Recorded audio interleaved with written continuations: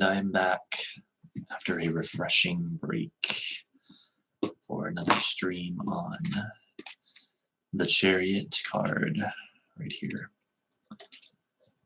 So as always, if you're watching when this is not live, fast forward until 5 minutes in if you skip to the main part of the material. And other than that, I'm going to set things up right now.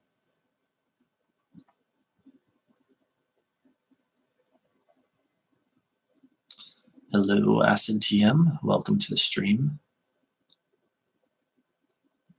Hello, Little Laughing Lug. Welcome back. Hello, Little Laughing Lug. Okay, we're looking and sounding good.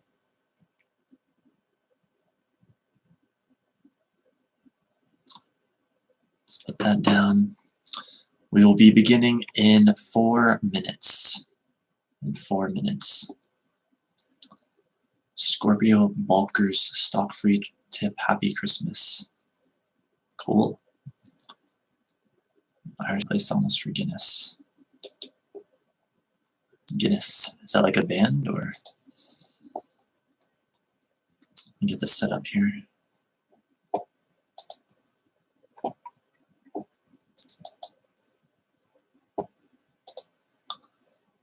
Yeah, I was doing a little, just very briefly, not for very long, but reviewing the stream quality of the previous one. And it's funny because, well, unless it's different, I guess I'll have to copy and paste this again.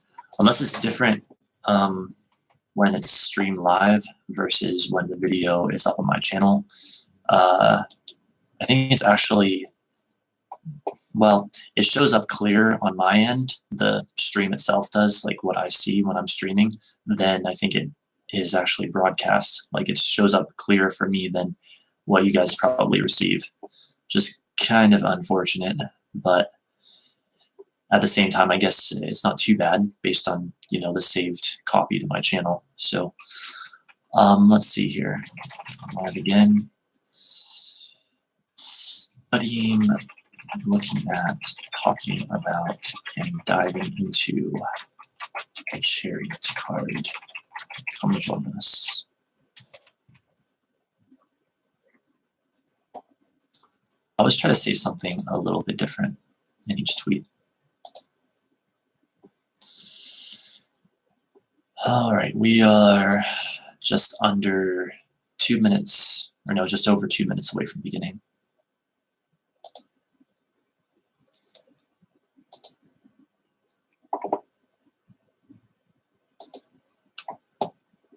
Okay, let me check on that tweet, make sure it looks good.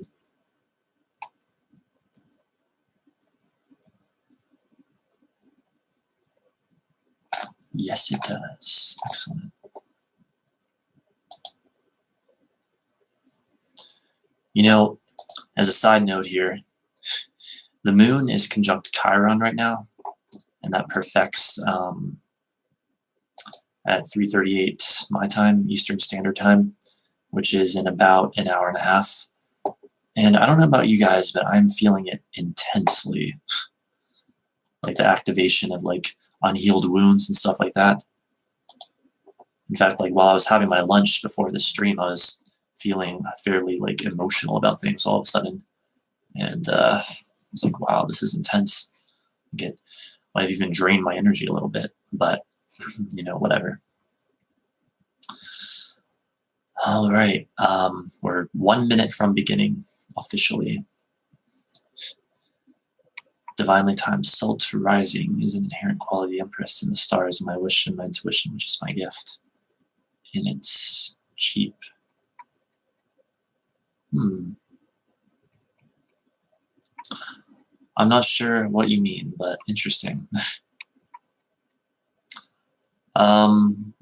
We will be getting into an article first, Little Laughing Lug. Well, really what's going to happen is I'm going to reiterate my interpretation of the card, and after that we'll get into an article, and then we'll do readings between articles.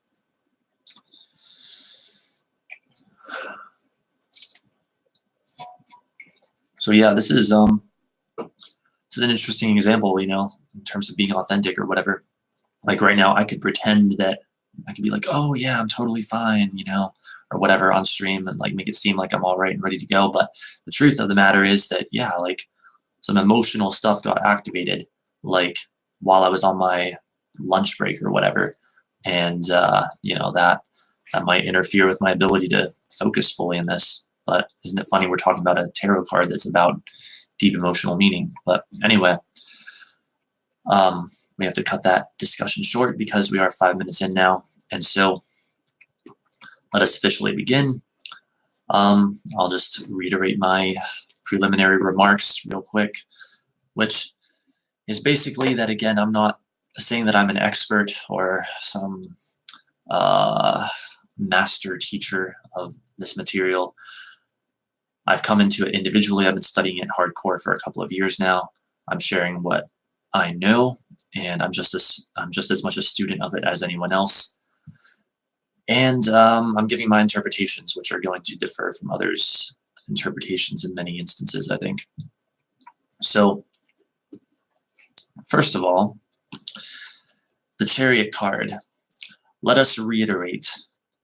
I'm going to give a summary of my interpretation of it again, which you can get the more extensive version of in part 1 of this if you're watching when it's not live. So, the Chariot, the card that represents the time in human consciousness where we develop a healthy ego, but it's also representative of the deep emotion that exists beneath that. So we have this idea of that sort of hard exterior, and again, this Cancerian energy very much comes into play, that hard exterior that is very much able to take on things, you know, that willfulness, that determination. But then we have that protecting, in a sense, that vulnerable interior, which represents the emotional side of the card and any character that this card is basically referring to. And I was saying earlier how one of the things I figured out about this, one theory I have anyway, is that since our personalities due to trauma are basically an amalgamation of that which has kept us the most safe in the past, then that is what we have in this card. That's why a card that's about such deep emotion, with it being Cancerian, is one that has this idea also of willfulness and determination, this hard exterior. So it's basically the energy of Cancer, the sign of Cancer. It's the energy of that sign more than I ever even realized it before until just recently. Of course, it is card 7 of the major arcana that's going to associate with the 7th house and the sign of Libra. And so we're talking marriages and partnerships, open enemies, things like that, interacting with the public. It's going to, and it's being ruled by the moon. That's going to associate with all of that lunar stuff, the emotions, the subconscious, feminine qualities, being receptive and also reflective. So very interesting stuff there. It corresponds via the Tree of Life to the Moon card, card 18, which is interesting because that's ruled by Neptune in Pisces, and Neptune is also very much a reflective planet, all about reflection, just like the moon is. And so we have that idea. If I get this card in a reading, what do I typically think? I typically think it's a sign that, like, basically if I'm just interpreting it on its own anyway, like, oh, this is a time to be very willful, very determined, or I think this is commenting on my, or whoever the querence is, needs, wants, desires, emotions, the inner world, the private world, you know, all these personal things and stuff like that. So yeah, that is my summary of this card, it's almost like a summary of a summary, I guess. If you want the full summary, that will be in, that's at the beginning of part 1 of the Chariot on my channel. So, without further ado, we're going to read an article, and then yes, I'll be doing tarot readings between articles for people, which I believe what we had earlier, it was going to be Sarah, then Luminiferous. I don't think Sarah's here right now, so I guess if she's not here, once it comes time to do a reading, then we'll go to Luminiferous. We'll follow the path of least resistance. All right, so since this is part 2, why don't we take a look at biddytarot.com. Just probably going to be similar to their ebook, but different in other ways as well. And it is 2:22 p.m. as we begin this.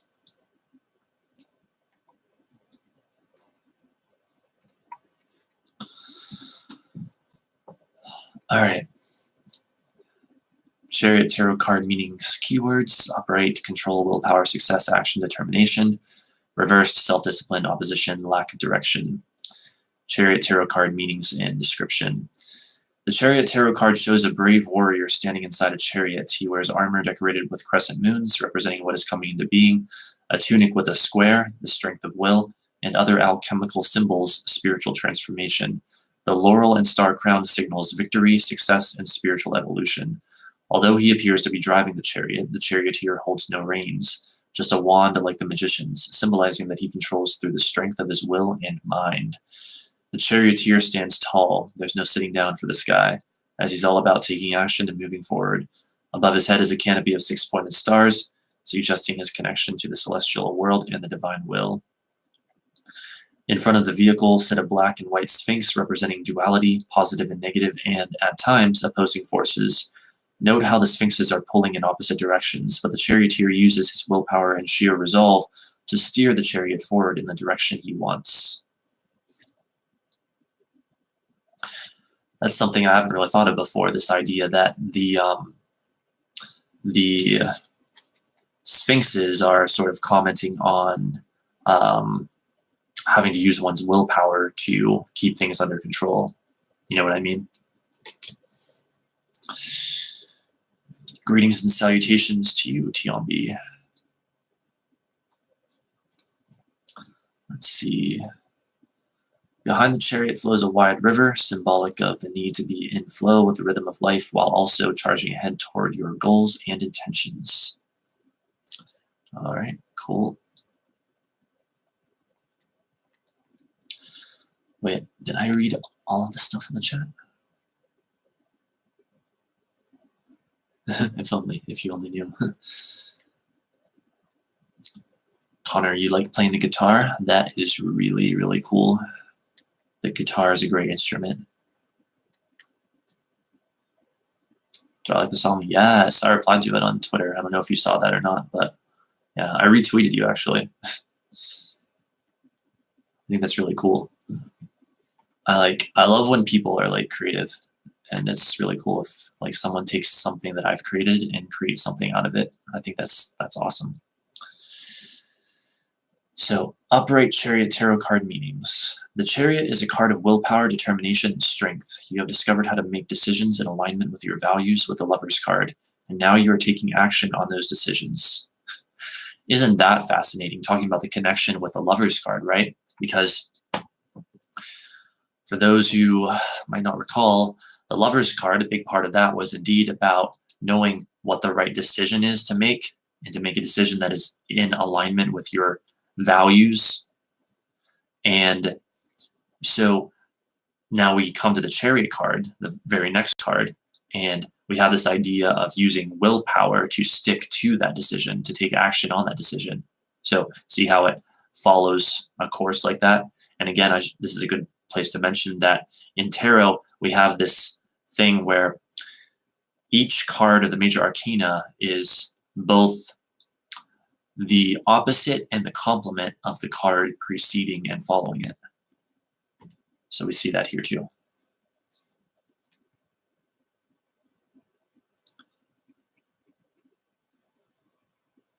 When the chariot appears in a tarot reading, take it as a sign of encouragement.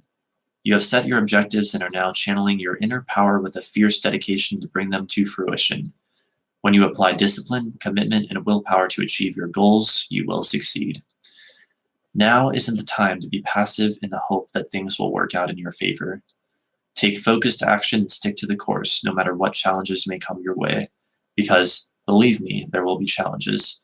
You may be pulled in opposite directions and find your strength and conviction tested. Others may try to block you, distract you, or drag down the pursuit of your goal. But the Chariot is an invitation to draw upon your willpower and hone in on what's essential to you. I think that's supposed to say hone in with an N, not an M, but whatever. Hone in on what's essential to you so you can push past the obstacles in your way. If you are curious about whether you have what it takes to achieve your aim or complete an important project, the Chariot is a sign you will be successful so long as you keep your focus and remain confident in your abilities. You need to use your willpower and self-discipline to concentrate on the task at hand. You can't cut corners or take the easy route, or you will fail. Instead, see this endeavor as a test of your strength and conviction, and recognize that victory is within reach, but it's up to you to follow through. The Chariot calls you to assert yourself and be courageous. Be bold in expressing your desires and laying down your boundaries. Otherwise, you will not get your way. You need to have faith in yourself and know fundamentally who you are and what you stand for, thus building off the personal belief systems and values established through the Lover's card. In a very literal sense, the Chariot can represent travel, especially driving or taking a road trip. You may even be considering selling your home and buying an RV so you can head off and roam the country. I guess that can happen too, you know. I guess that can happen too. Now we shall look at the reversed meanings for the Chariot card in just a moment.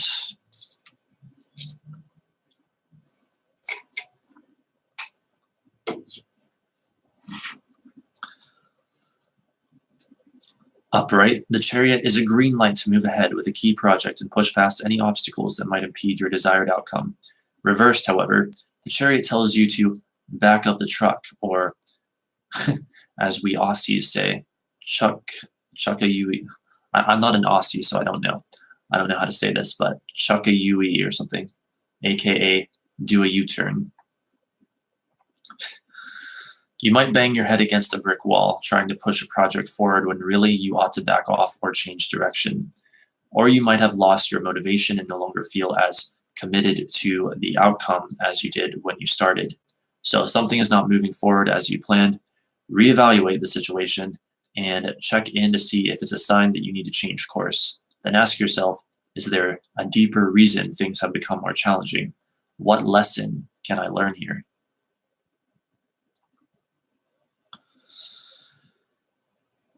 At times, the reverse Chariot is a warning that you are letting obstacles and challenges get in the way, preventing you from achieving what you set out to do.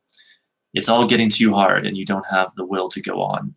If that resonates, stop for a moment and think about the things that matter most to you and why you want to achieve this goal. Will you allow other people's opinions to sway you or give up as soon as the going gets tough? Or will you follow through on your commitment? Before taking action, the reverse Chariot may be a hint that you are focusing your energy and attention on your internal processes, such as self-discipline, inner determination, and personal commitment. You may, again it says hone in on, I think it's supposed to be hone in on. You may hone in on the intentions that align with your higher self, or you can use visualization and meditation to make sure your energy aligns with your goals. These internally focused actions are essential so that when the time comes to act, you will be ready. If you are someone who likes to have command over your destiny and know where you are heading, take this opportunity to tighten the reins and become more disciplined in what you are doing. While feeling a loss of power can be quite demoralizing, the key is to look at what you can control and what you cannot. Do not allow yourself to worry about what is out of your grasp, as you cannot change it now. Instead, focus your energies on what is in your control. Examine what you can do to improve the situation.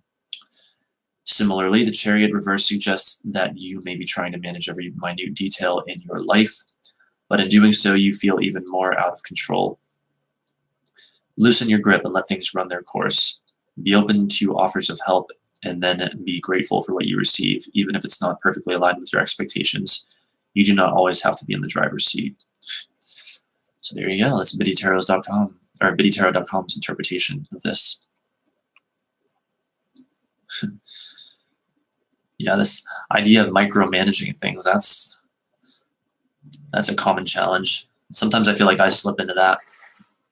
Like, I'll feel like if if I don't have control over things, then I might not be able to assure my well-being and stability. And so that's something that I've felt before, can understand people get into. But then there's the side of that where if you can, where it's like not so much trying to let go of control, but instead accept that you don't have control and accept even the unease that comes with that. Then the paradox is that makes it a lot easier. That does make it a lot easier to let go, is to accept that basically you're not able to fully let go. You know, it's a paradox, and yet it's true.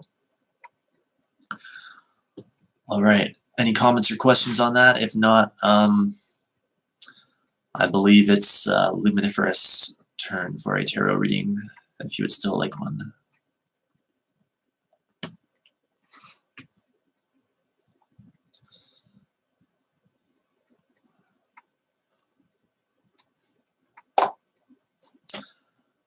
Yeah, that Moon Chiron opposition in Pisces, or not opposition, but conjunction, that Moon Chiron conjunction in Pisces is a pretty intense thing, you know, happens about once a month. The moon will align with Chiron.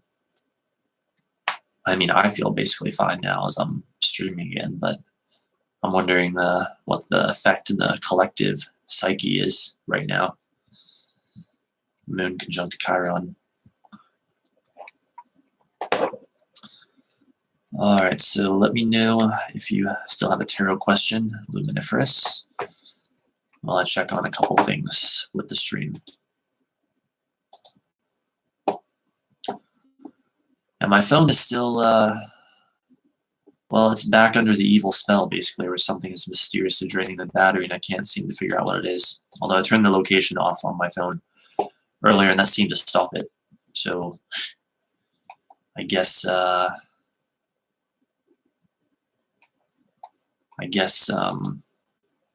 was something to do with that, most likely.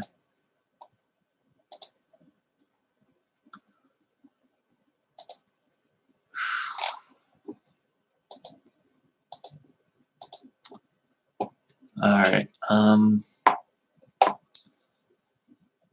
think maybe Luminiferous might have left. I'm not getting any question here, and I guess Sarah's not here either. All right. If there's no tarot questions, then we shall continue to the next article.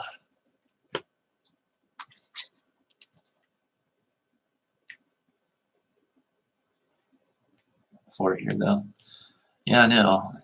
Who's lurking out there? I know you guys are lurking. I can see the view counter. Well, now it's at 3, but it keeps going back and forth from 3 and 4. So I know you guys are lurking.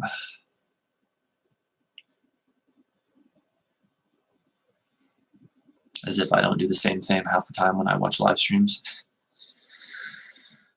Now where were we? I think we already read psychicrevelation.com earlier. Wait, let me go there and make sure. Yes, we did. Okay, what about tarot.com? Hey Connor. Yes, you can get a question. What's your question? And yeah, it looks like the next location will be tarot.com.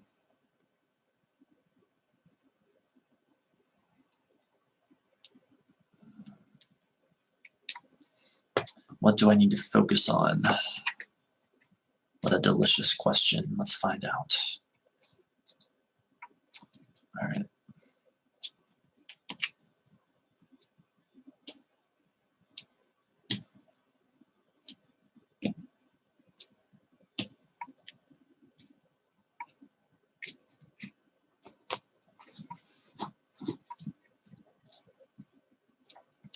All right, we would like a Celtic Cross reading for Connor in the chat regarding the question, what do I need to focus on?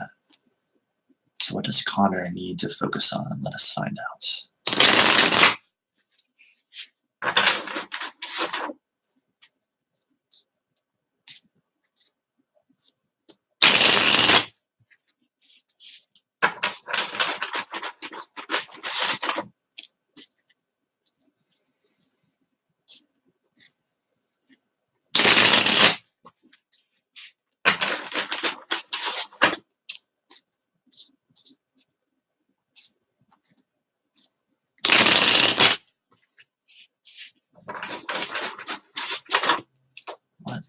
Connor need to focus on?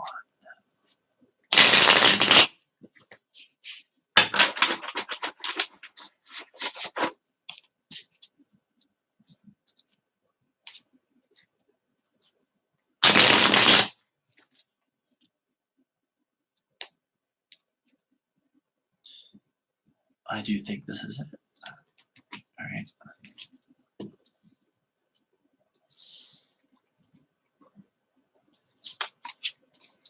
King of Pentacles reversed. King of Swords. Knight of Wands. We have the whole like crew of court cards here. Hanged Man reversed. Not literally the whole crew, I know. I'm just saying 3 in a row. The Star reversed. 9 of Pentacles reversed. Queen of Pentacles. The 10 of Swords reversed. The Queen of Swords reversed. And the Ace of Swords. Alright, let's see if this is what you need to focus upon. Wow, you literally got 5 court cards. Half this reading is composed of court cards, which refer oftentimes to people, interestingly enough. Maybe that's one interpretation. Let me think.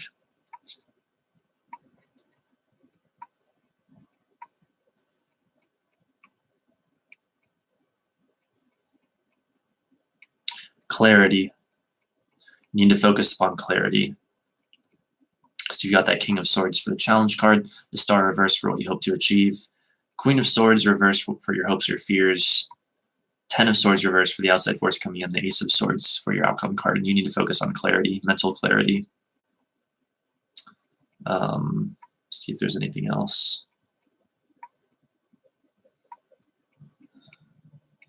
Perhaps also freedom, and maybe even a sense of individuality, as we see like with the Star reversed and what you hope to achieve, and also the King of Pentacles reversed for your current outside influences. Yeah, I guess that would be it. Basically, freedom and individuality, and maybe even a sense of willpower with that, but while also clarity. Speaking of clarity, let's fix that blur. So yeah, I don't know, it's pretty straightforward. Do you have any other questions? I mean, about this reading or whatever.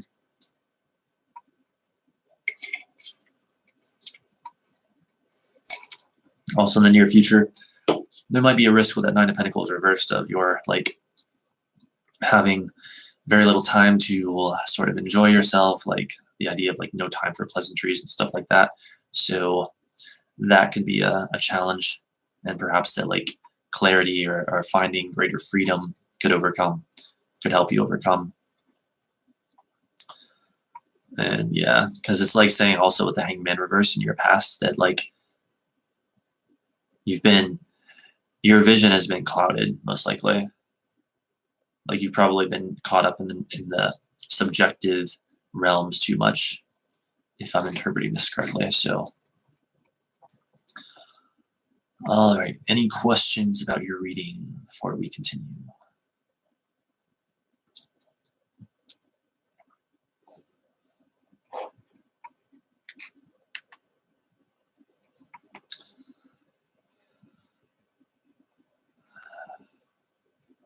So yeah, the Chariot card, card 7, and the 8th card that we're looking at. Isn't that interesting? You have a question about your reading?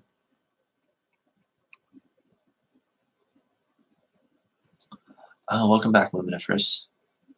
All right. Well, Connor ended up taking your spot while you were gone, and I just finished giving him a reading, but we can give you yours at the next intermission. All right.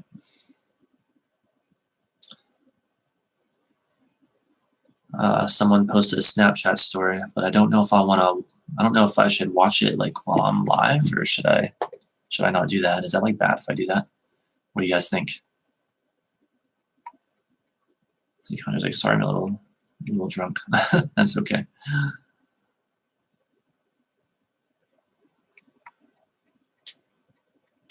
It's not bad. Should I play the Snapchat story then? Is that what you guys are saying?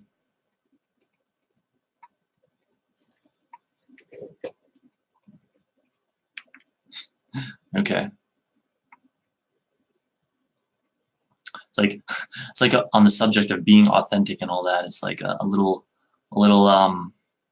vision into my more personal life, and also fits that side of the Chariot card, doesn't it? Doesn't it? Ironically. All right, let's see here.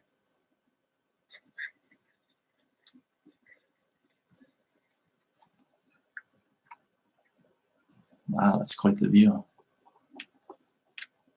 Wow. If anyone's wondering, that's from that was from Damon Fizzy. He's just like, he's showing like this really big view, like mountains and shit. Where is he? I think he's in Arizona still. Like, I don't know if I should show that though. Like, is that inappropriate? If I show someone's Snapchat story on a live stream I'm doing, I don't want to do that. Here's Fizzy. Damon Fizzy, also known as D Fizzy. Basically my favorite YouTuber / social media person.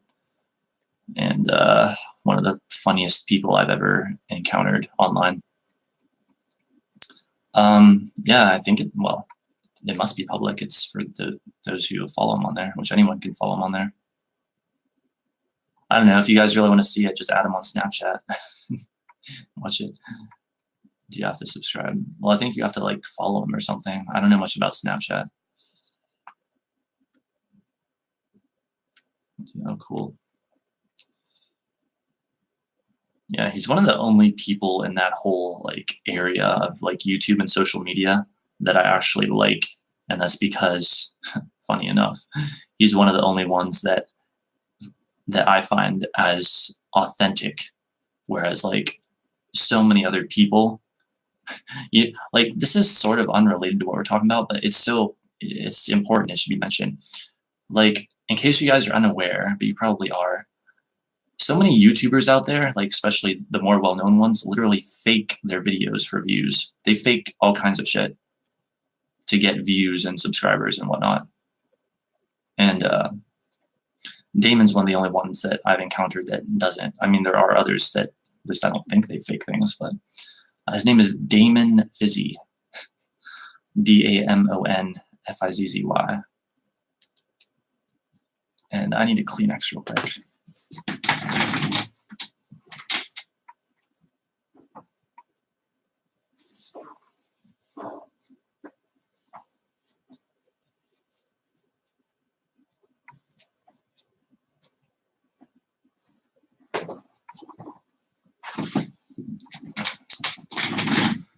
But yeah, he's definitely one of my favorite people on social media. Or actually, no, he is my favorite person on social media. And I really love how he's not afraid to speak his mind. He's a Scorpio, so not surprising, but he's not afraid to speak his mind and talk about the freaking truths and crap that so many other people are, I don't know, too inauthentic to want to talk about or afraid to talk about or something. It's absolutely refreshing seeing someone like him on social media. So, yeah, absolutely. I think Damon Fizzy's great, and I've never had someone make me laugh more than him. At least I don't think so, anyway.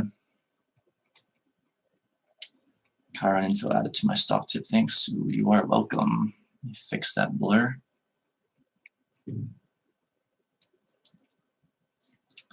So anyway, let's continue now.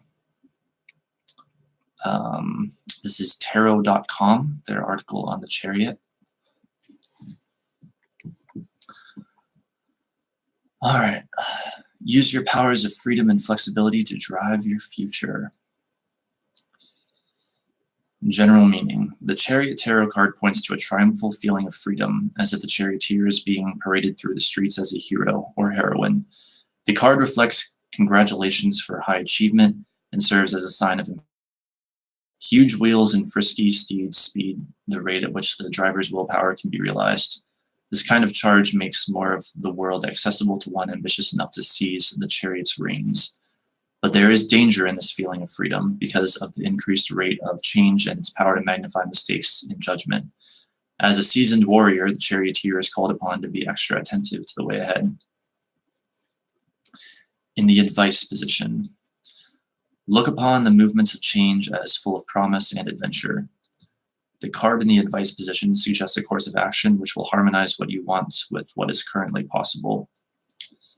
The Chariot advises that you be prepared for changes that might include a move or an opportunity to travel. The charioteer travels light and stays open to fresh experiences that change with every valley or mountain pass. That, I don't know. That almost seems like a very limited interpretation. You may be asked to live out of a suitcase and consider every place your home for a while. Be receptive to new people who come into your life, most especially become more fluid and taste the joys of freedom. The charioteer is nothing if not self-sufficient.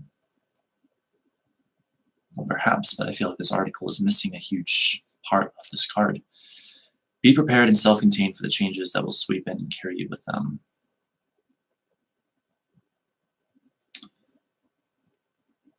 Is that it? I mean, that's literally it.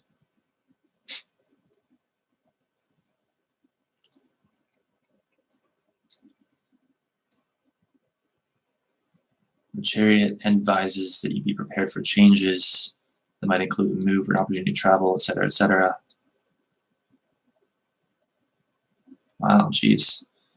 Nothing about willpower, nothing about determination, nothing about emotional needs, nothing about deep emotional meaning, self-protection, none of this stuff.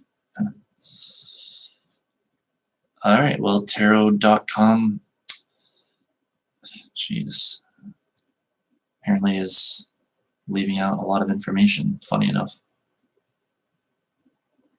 I'm just rereading the first couple paragraphs. At least I guess they included a little bit of stuff there that's relevant. The card reflects congratulations for our achievement and serves as a sign of empowerment. Triumphal feeling of freedom. Okay, well here it does mention willpower, yes. Huge wheels and frisky steeds speed the rate at which the driver's willpower can be realized.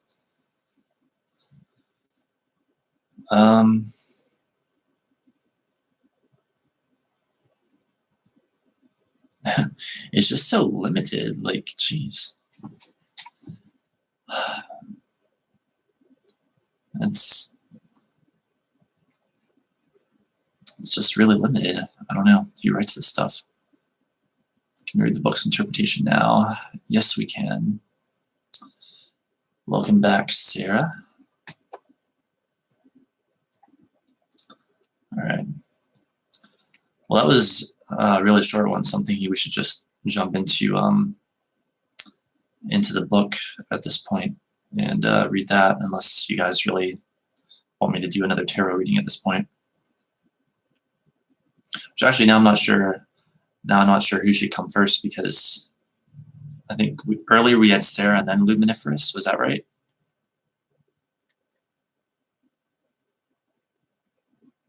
Hang on. It's too short to be considered an article. I know, right?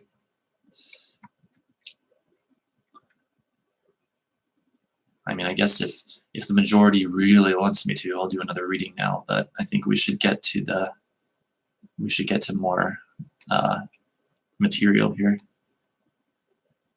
Oh, nice! It marked my place, so I simply just go right to the Chariot. Okay. You like my reading voice? Thank you. Hopefully one day, I mean, I'm sure I will, I'll have an external mic so that when I do these streams, like, my voice will be even clearer than it is over this webcam. Because I played these streams back before, and, like, it doesn't record the, like, I don't know, more bassiness of my voice, if that makes sense.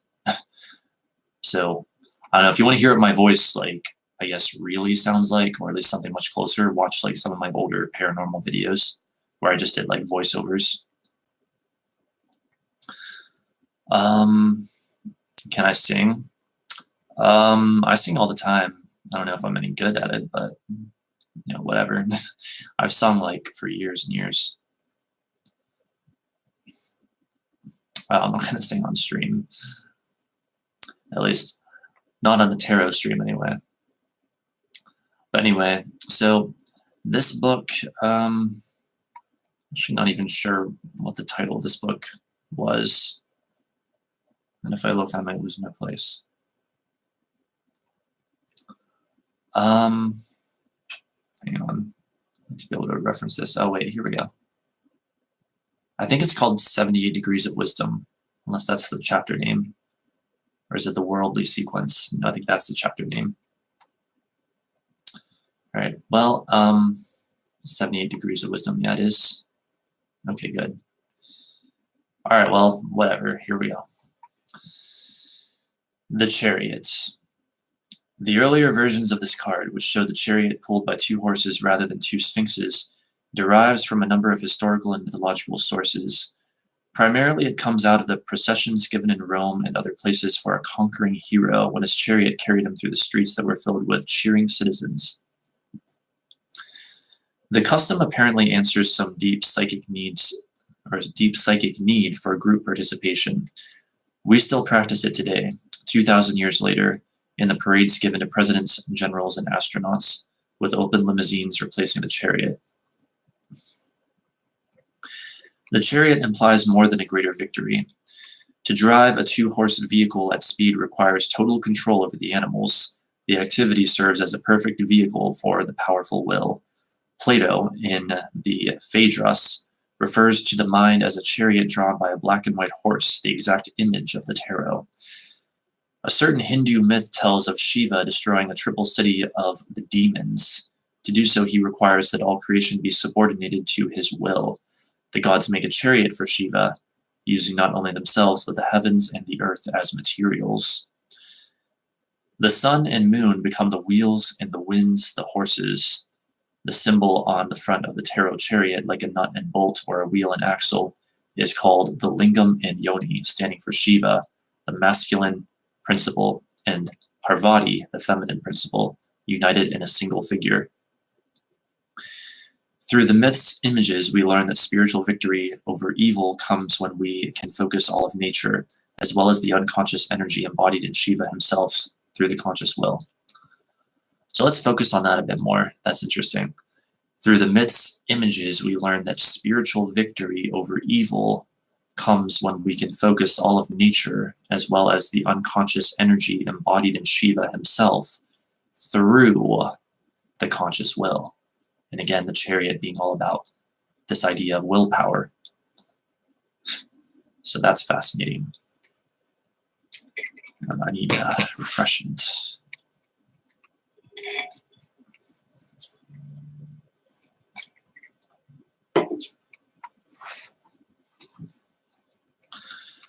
These 2 fables show 2 different aspects of the idea of will. The story of Shiva speaks of a true victory, in which the spirit has found a focus to release its total force. But the Phaedrus gives us an image of the triumphant ego, which controls rather than resolves the basic conflicts of life. Those tarot commentators who see the cards as a group of separate images, each one contributing some vital lesson to our spiritual understanding, tend to give the chariot its wider meaning. They point out that the Kabbalistic title for the number 7, with all its mystic connotations, is victory. Fascinating.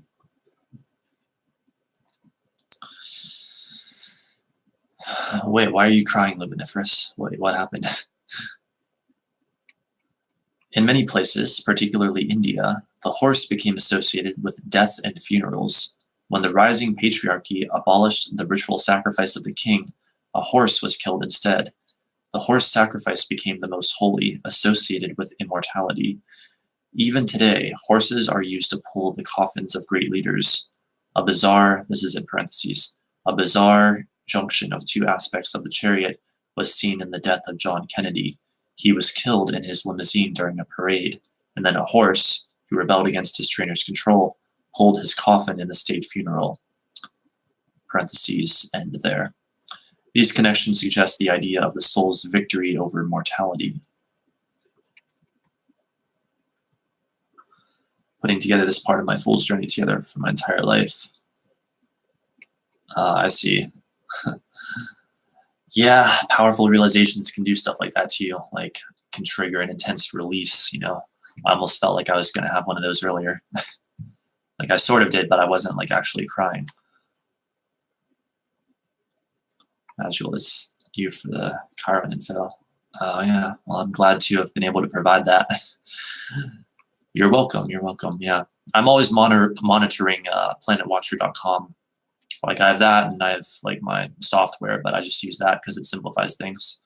So like I'm constantly aware of where the planets are. Not a day goes by that I'm not aware of what's going on astrologically.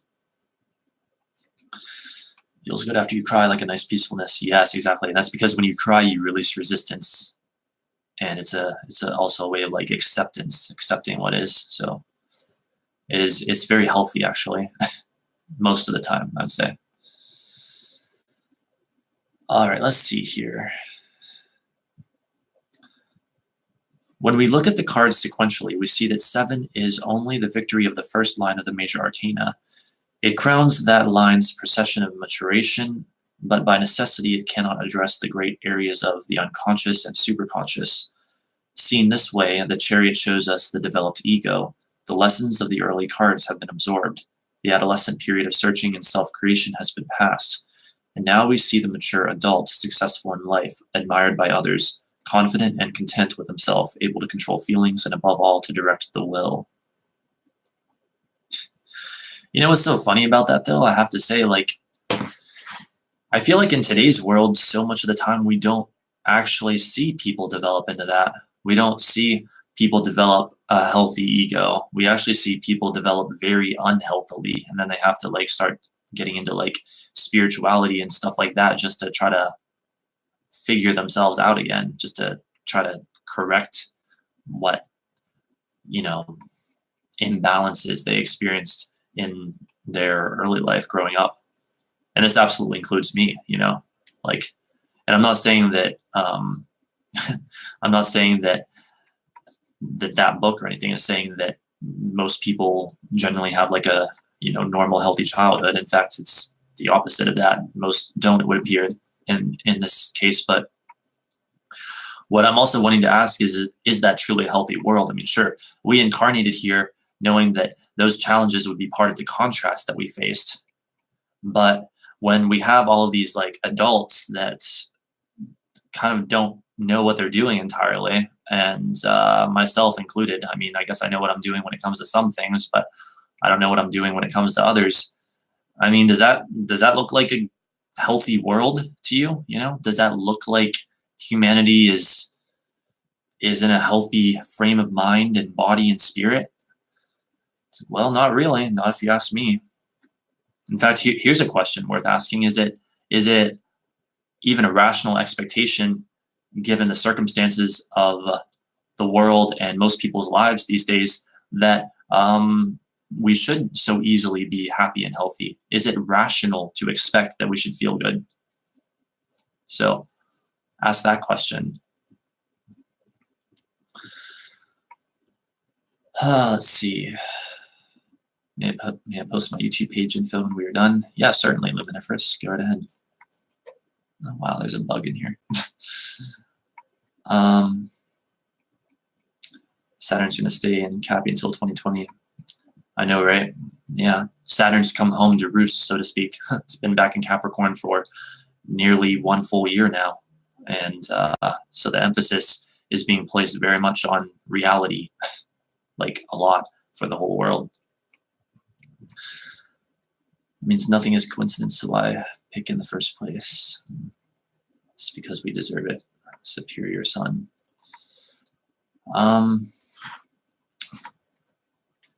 Interesting stuff. But anyway, let us continue here. And I guess if that bug disrupts things, then I'll have to pause the stream and go transport it outside. Anyway, let's just see what happens here. Where were we?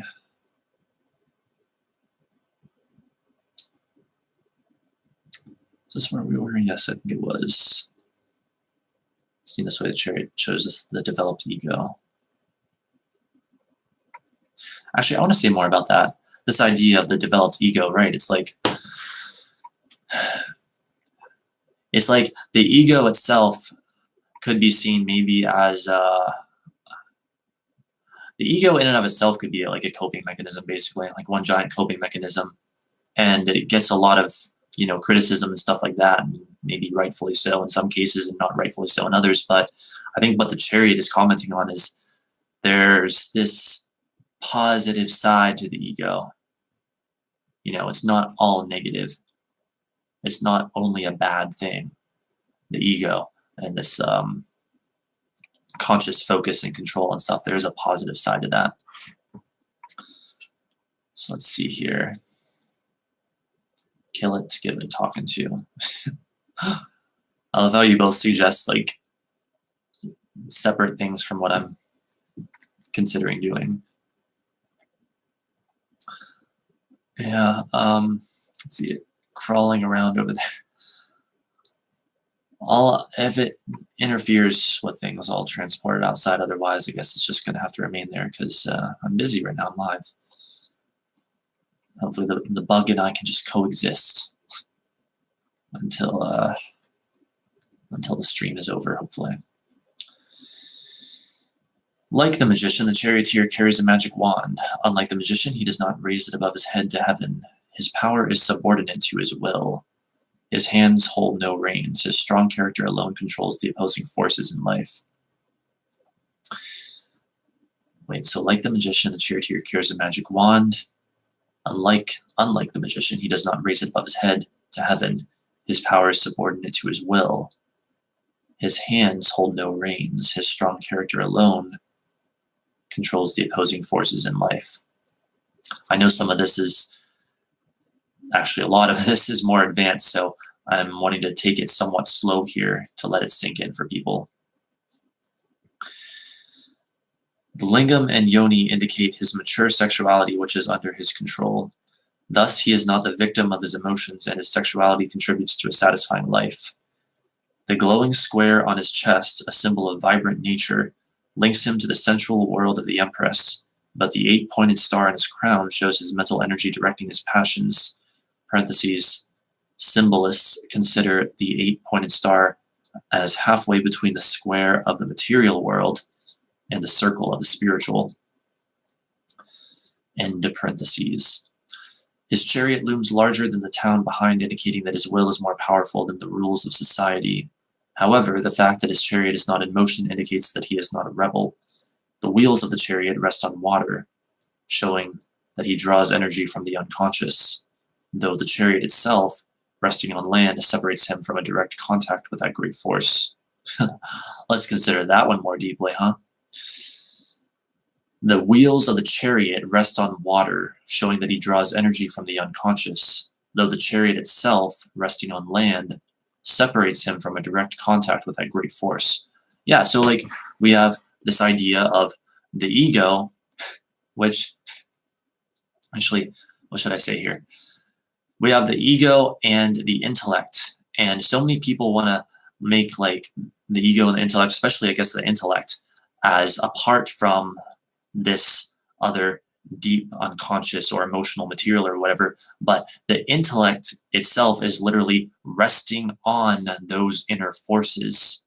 The intellect is fueled by and resting on those deep inner reservoirs that we have. So without that, we wouldn't even have the intellect. So again, those who think that the intellect is going to solve everything or whatever, those who subscribe to only, I guess, a purely mathematical or logical or scientific perspective, I mean, I have to be a little confrontational with you here and say you're missing part of the equation. That's not the full story, though that perspective in and of itself is valid within its own framework. So, there's that.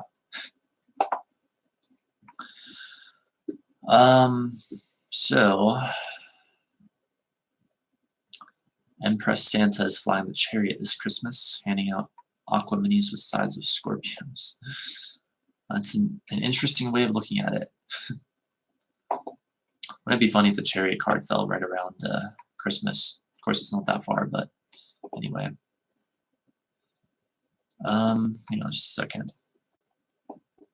People keep leaving. Like, they don't like this deeper stuff. No, it's all right.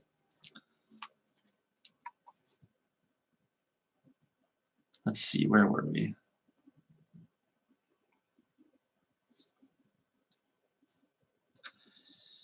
We have mentioned the sexual symbolism of the lingam and yoni. While Hindu myth connects horses to death, Freudian dream symbolism connects them to the sexual energy of the libido. By controlling the horses, or sphinxes, the charioteer controls his instinctive desires. That reminds me somewhat of the strength card that we'll be looking at next week, the following card. You know, which isn't about controlling desires per se, at least not to my knowledge, but about using the intellect to control the deeper, darker emotions, basically speaking. Various magic signs adorn his body. His skirt bears symbols of ceremonial magic.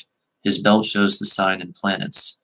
The two lunar faces on his shoulders are named Urim and Thummim, the supposed shoulder plates of the high priest in Jerusalem, and which therefore suggest the Hierophant.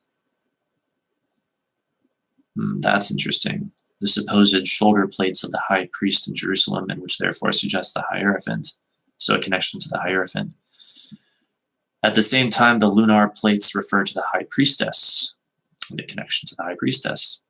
Note also that the cloth at the back of the chariot suggests the high priestess veil. He has set the mystery of the unconscious behind him. We see, therefore, in the chariot symbolism all the previous cards of the first line. The wand and symbols indicate the magician. The water, sphinxes, and veil symbolize the high priestess. The square and green earth symbolize the empress. The city symbolizes the emperor. The shoulder plates symbolize the Hierophant. And the lingam and yoni symbolize the lovers. All these forces contribute to the outer personality. Oh my God, that was amazing. Maybe it's just me because I've been studying tarot for a couple of years, but that was freaking amazing. Saying that the Chariot card is literally showing the previous cards of the major arcana in its own symbolism. I have never heard that before or picked up on that before. That was freaking amazing. And so it's like saying, at the point of the Chariot, you've come to culmination. You've come to a point where all of those experiences are combining and forming you into what you are now, which I guess you could maybe almost say about any of the points in the journey of the major arcana. But in this case, it's a major turning point, it seems. That's absolutely amazing. I love that so much. I love that so much. It was amazing. Yes. Thank you for agreeing. Thank you. Thank you for letting me know I'm not the only one. 7, 8, 9. Indeed. Poor hermit. But anyway.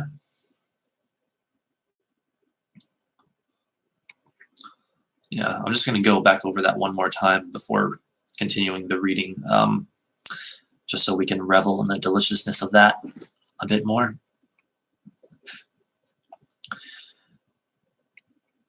Wait, let me go back even further. Hang on. Okay, here we go. We see, therefore, in the Chariot symbolism all the previous cards of the first line. The wand and symbols indicate the magician. The water, sphinxes, and veil symbolize the high priestess. The square and green earth symbolize the empress. The city symbolizes the emperor. The shoulder plates symbolize the Hierophant. And the lingam and yoni symbolize the lovers. All these forces contribute to the outer personality. Absolutely delicious. And yet, observe the chariot with its stone-like qualities. Observe the charioteer himself merging into his stone vehicle. The The mind that subordinates all things to conscious will runs the risk of becoming rigid, cut off from the very forces it has learned to control. Observe also that the black and white sphinxes are not reconciled to each other. They look in opposite directions. The charioteer's will holds them together in a tense balance. If that will should fail, the chariot and its rider will be torn apart. Interesting.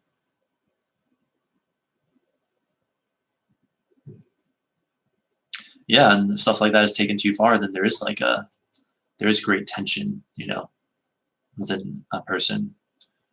Great, if there's that opposition with different polarities within someone, then there's going to be tension indeed. So, let's see. People keep leaving. I wonder if there's anything. Is the stream all right? Just going to briefly check on the integrity of it real quick.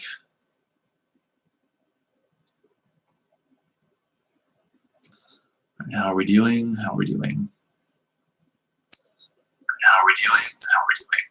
Okay. Yeah, I guess we're good to go.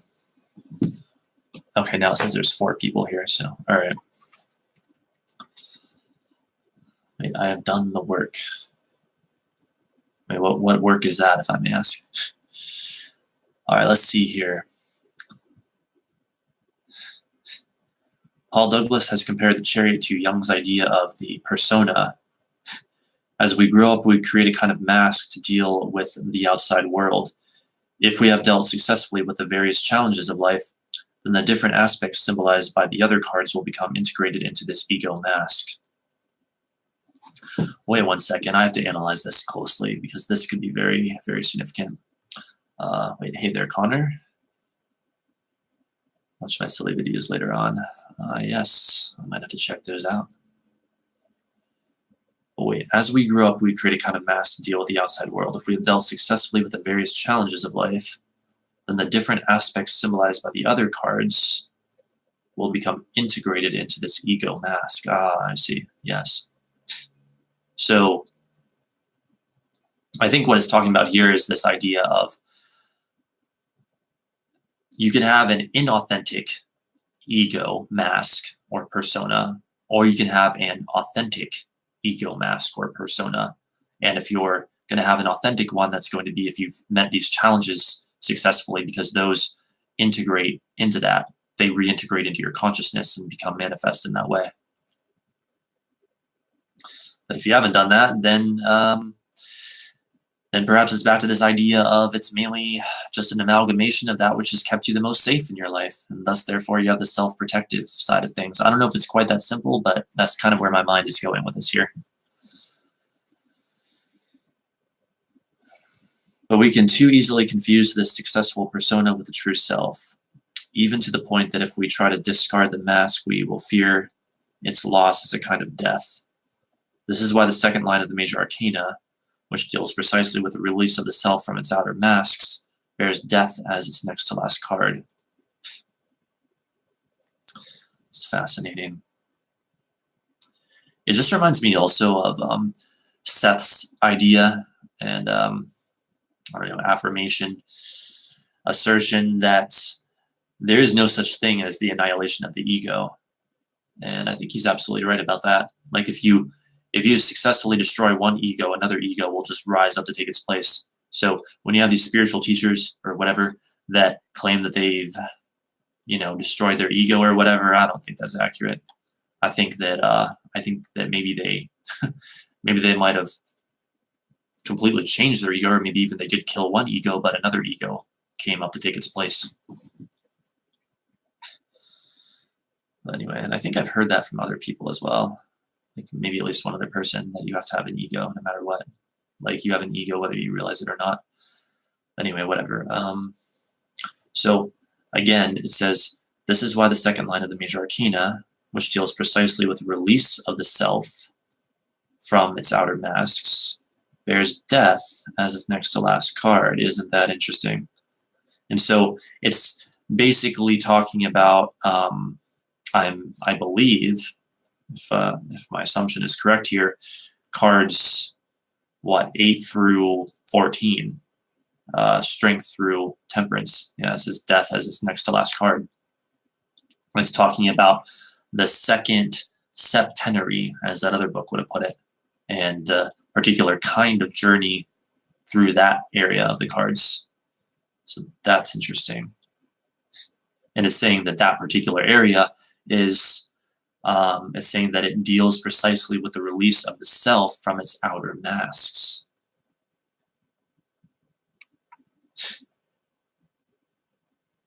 That's extremely interesting. And I really look forward to diving into that material as well in the coming weeks and months. So let us continue. So far, we have considered the chariot as an emblem of personal maturity, but the idea of human will extends beyond the individual. With its images of the mind subduing and utilizing the forces of life, the chariot is a perfect symbol for civilization, which creates order out of the chaos of nature by using the natural world as the raw materials for its agriculture and cities. One of the chief Kabbalistic connotations for the card extends this idea. By its connection with the Hebrew letter Ayin, not sure how to say that, it's spelled I-A-I-N. The chariot carries the quality of quote-unquote speech. Speech has always seemed to humans to represent the rational mind and its dominance over nature. As far as we know, only humans possess language, though chimpanzees have shown themselves capable of learning human sign language, and whales and dolphins may possess developed languages of their own. And we may say that speech separates us from the animal. Adam gained control over the beasts in Eden by speaking their names. Most important, humans use language to transmit the information that allows civilization to continue. However, just as the ego is limited, so is speech. First of all, speech restricts our experience of reality. By forming a description of the world, by giving everything a label, we erect a barrier between ourselves and experience. When we look at a tree, we do not feel the impact of a living organism. Rather, we think tree and move on. That right there is so true. That right there is so true. And this is like a huge subject, but it's basically this idea of like the mind likes to categorize things, and in many ways that does serve us and is helpful to us. But like when you look at a tree and you just think, oh, tree, that's a tree. Well, then you're operating purely through your intellect, and you're not feeling the emotional reality of that tree. Because that tree has an emotional reality and it has consciousness, and that is a reality that can be explored. And when you just look at it and say tree, just using your intellect, you're cutting yourself off from that reality. And here's the thing. Again, I know I keep coming back to this, but it continues to be relevant. This idea of the emphasis on the intellect. Well, the exploration of intellectual realities, while very much relevant, is no less relevant than the exploration of emotional realities. See, there's a whole emotional reality, a whole subjective reality that can be explored, and that is just as important as well. And I think what brings that out a lot in people, maybe to make this more concrete, is things like music. You know, listening to music will facilitate the exploration of that emotional reality. And there's also such a thing, I believe, as emotional intelligence, which is just as critical as any kind of intellectual intelligence, though some will choose to specialize in one or the other. So those are my thoughts on that.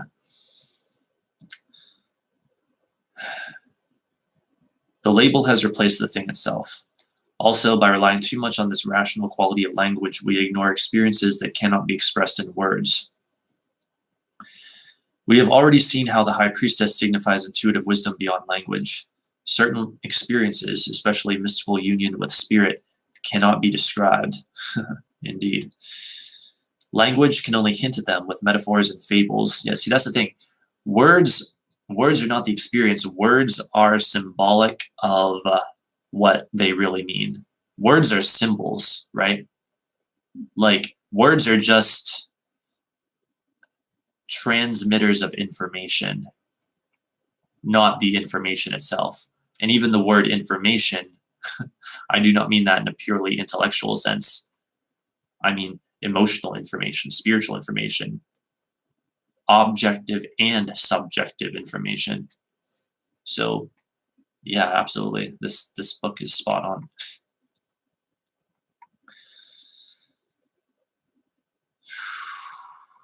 Where were we?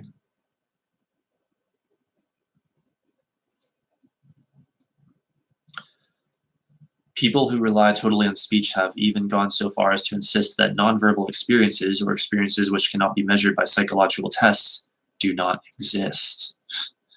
This is simply because they cannot be scientifically described. Such dogmatism receives its perfect symbol in the charioteer's merging with his stone wagon. Oh boy. And you know, the religion that is science, what's so funny about those who strictly adhere to that and won't consider other points of view is that there is no underlying basis of validity to logical thinking. There is nothing that makes logical thinking, when you really think of the whole grand scheme of things, any more credible or any more sound than intuitive thinking or emotional thinking or whatever. And it's hard to explain what I mean by that, but it's funny to me, you know. It's like people say, oh, well, that's not logical. And I say, well, I don't accept logic as the only valid criteria of determining true information. And there's no way to know that logic is the only valid criteria to determine true information. There's no way to know that. There's no way to prove that. So those who are strict adherents to the scientific worldview really should be asking themselves that. You know, where, how are you gonna prove that logic is that it works? You know what I mean?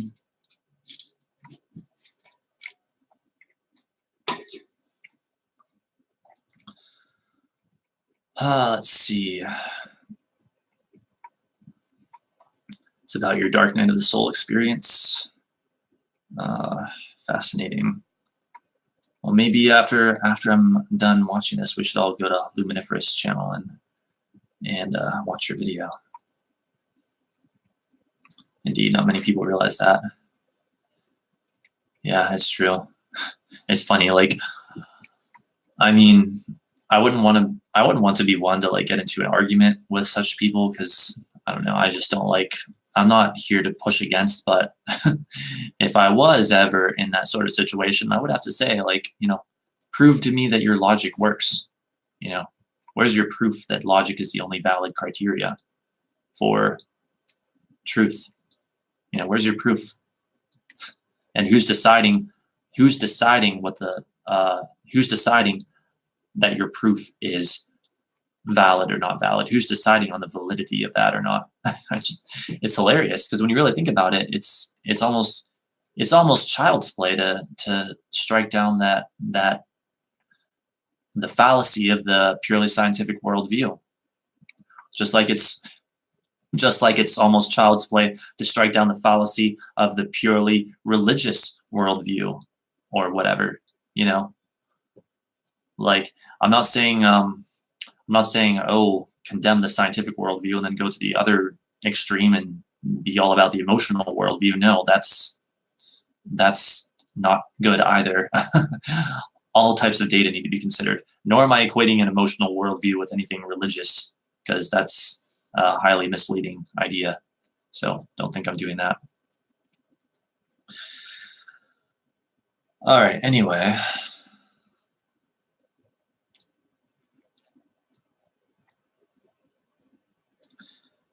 Let's see.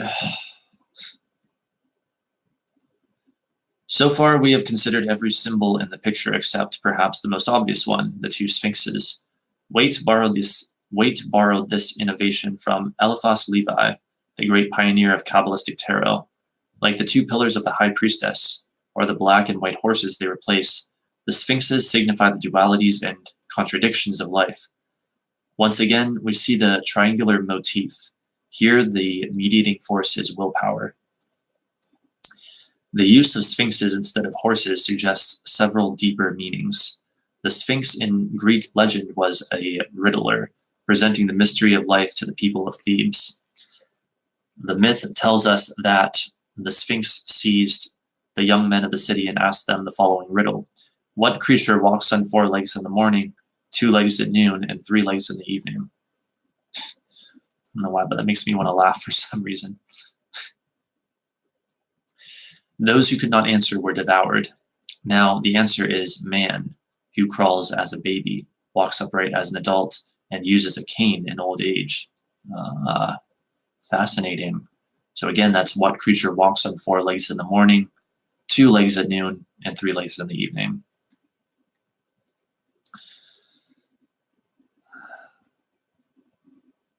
Let's see. The implication is clear. If you do not understand your basic humanity, with its strengths and weaknesses, then life will destroy you. The chariot symbolizes maturity, accepting the limits of life, plus the faculty of speech, that is, rational understanding, which is used to define existence and therefore to control it. But a further meaning lurks here. The man who answered the Sphinx riddle was Oedipus, who arrived in Thebes after killing his father.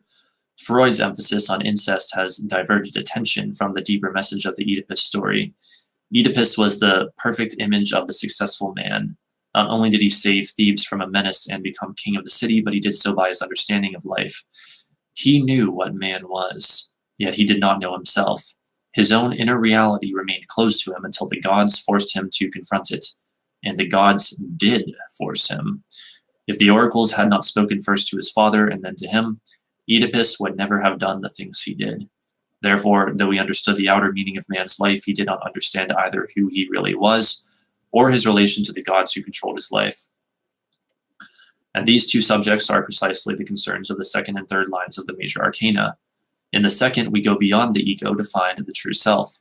In the third, we deal openly with the archetypal forces of existence and reach at last a full integration of those dualities, which the charioteer was able to dominate but never reconcile. So let me read that again for emphasis. And these two subjects are precisely the concerns of the second and third lines of the major arcana. In the second, we go beyond the ego to find the true self.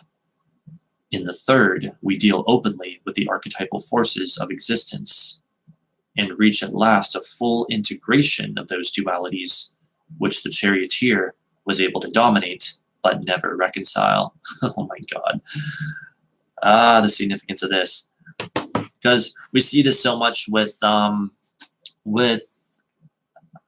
people's spiritual development, and my God, this connects to so much stuff. I don't know if I can even get into it all, but like, so many people in the spiritual community these days, they get, and we've talked about this before in these streams, they get all about positive focus, and they get all about that positive polarity, and they focus themselves into that so much. But there's big problems with that, and I did a stream on it. You should check it out if you haven't already. It's on my channel called The Dark Side of Positive Focus. Just did it the other day. So indeed, there's problems with that. And one thing that comes to mind is like if you focus yourself into a positive polarity so much, then you're going to be cut off from other people who are in a negative polarity or in a negative vibration. And it's so weird because, I don't know, synchronicities abound, but I just watched a Teal Swan video earlier today while I was having my lunch that commented on this. And I might as well even pull it up real quick if I can, in case you guys want to check it out. But it was very interesting because it talked more about this idea, which I've heard of before, but it went deeper into it, of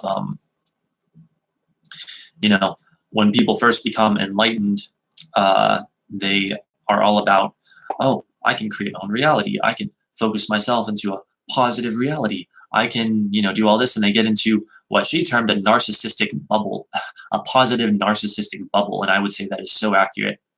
And so the issue with that, though, is that that's all you're embracing, and so you're resisting the negative polarity. When you focus upon the positive polarity to that extent, with that much focus and energy, then you are to that same amount resisting the negative polarity. And so what has to happen basically is that you get to a point where you begin to accept the negative polarity. You begin to go in the direction of that and integrate, because the whole idea of spiritual development, of enlightenment, is awareness of the positive and the negative polarities. So I find that very interesting that we're talking about this today, right after I watched that video. Very interesting indeed, very synchronistic. So it's like in the Chariot card, my understanding of what we've read thus far is the charioteer has control over at least his own willpower, and it's like I guess control, at least for now, over these opposing polarities, but he has not integrated them yet. The polarities have not merged yet in his awareness. So, and indeed, that's the next stage of enlightenment, if you accept, my theory, basically. And by the way, that video is called "The Next Step in the Game: The Secondary Enlightenment" by T.L. Swan, if anyone wants to look it up. So, again, it's funny, the timing of these things, Not that I'm really that surprised. Lost it, I'm back. Welcome back, Luminiferous. Thank you, you're welcome. Is it snowing? Not here. It's 7 degrees Celsius here right now, so not cold enough to snow. But I'm sure it will be sooner or later. So where were we?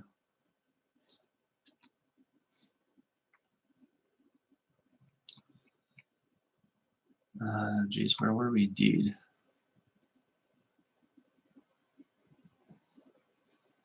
Okay, I'm just going to reread that last sentence just for emphasis after everything I just explained, so you can absorb it with that much deeper of an understanding.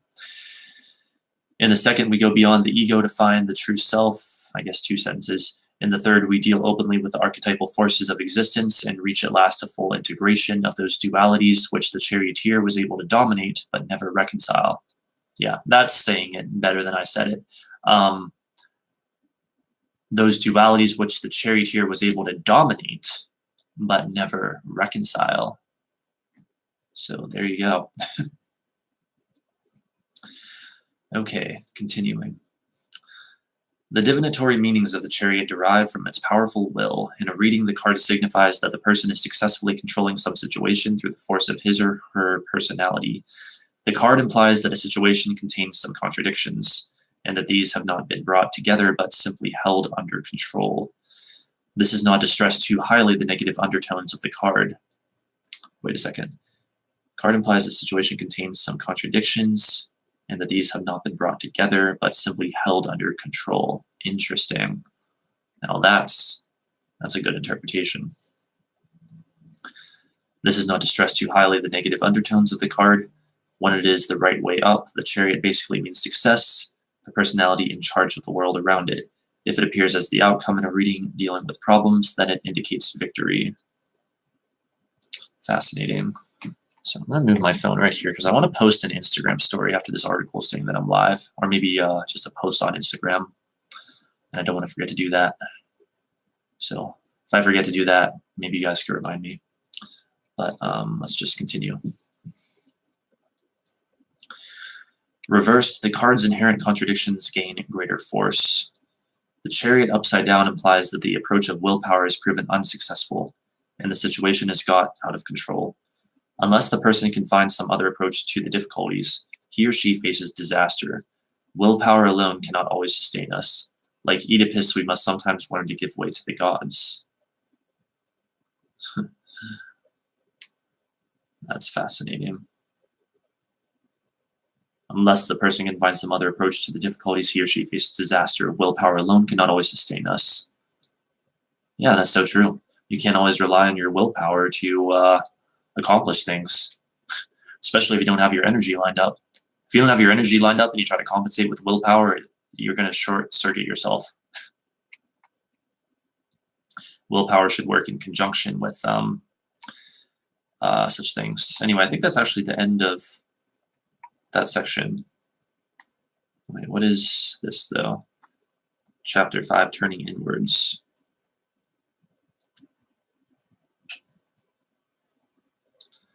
I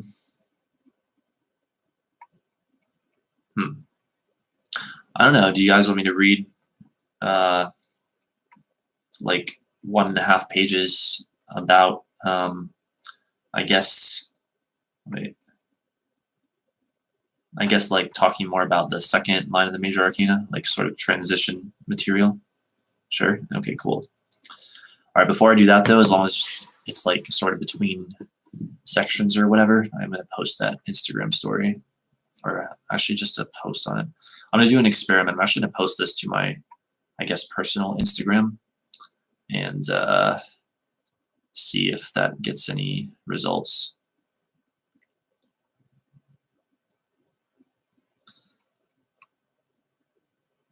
All right, let's see here. So if there are any comments or questions in the meantime, hit me up with them.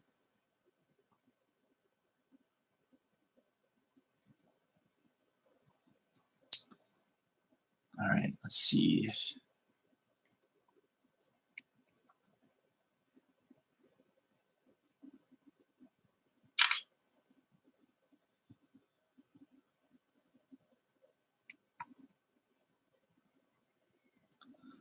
All right, this should be fun. I don't have the top chat on. Geez, I don't even have the full live chat on. Damn it, how did I miss that? Now I'm afraid that I wonder if I like missed comments. Oh well.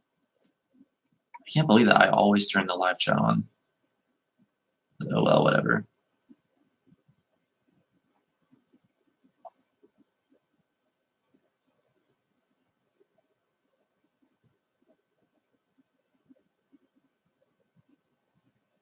All right, this should be interesting. I've never shared any of this on like my, I don't know, quote unquote personal Instagram before. Which at this point, I'm almost wondering if there's even a point of having to.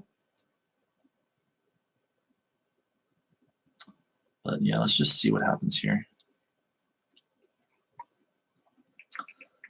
I'm live on youtube.com/poetic heretic 90, looking at, and I'll say, analyzing and giving my interpretation of the Chariot card. Come join us.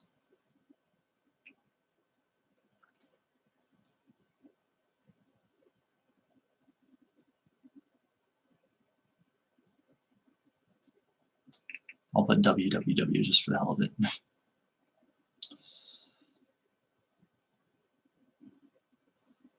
Okay.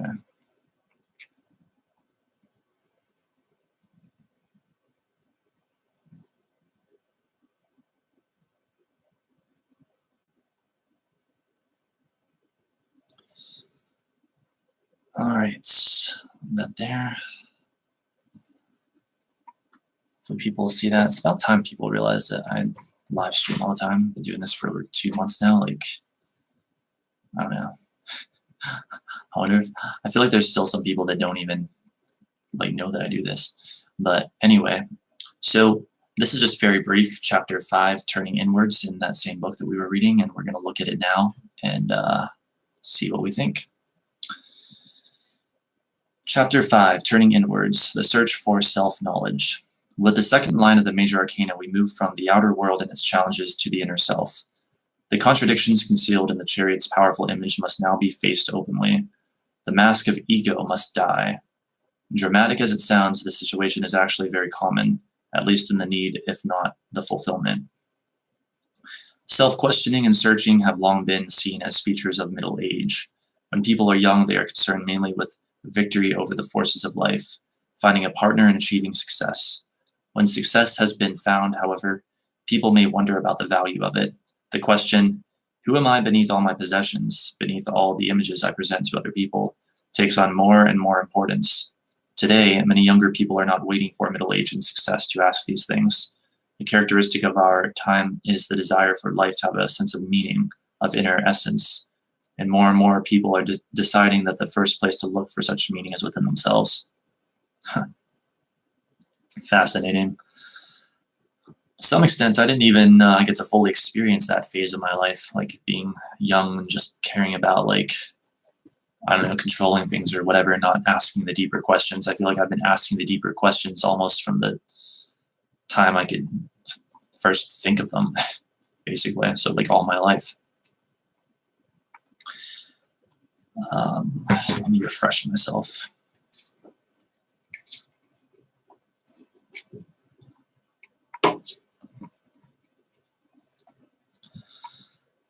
This idea, in fact, is only a half-truth. The magician teaches us that, as physical beings, we find reality only in connection with the outer world.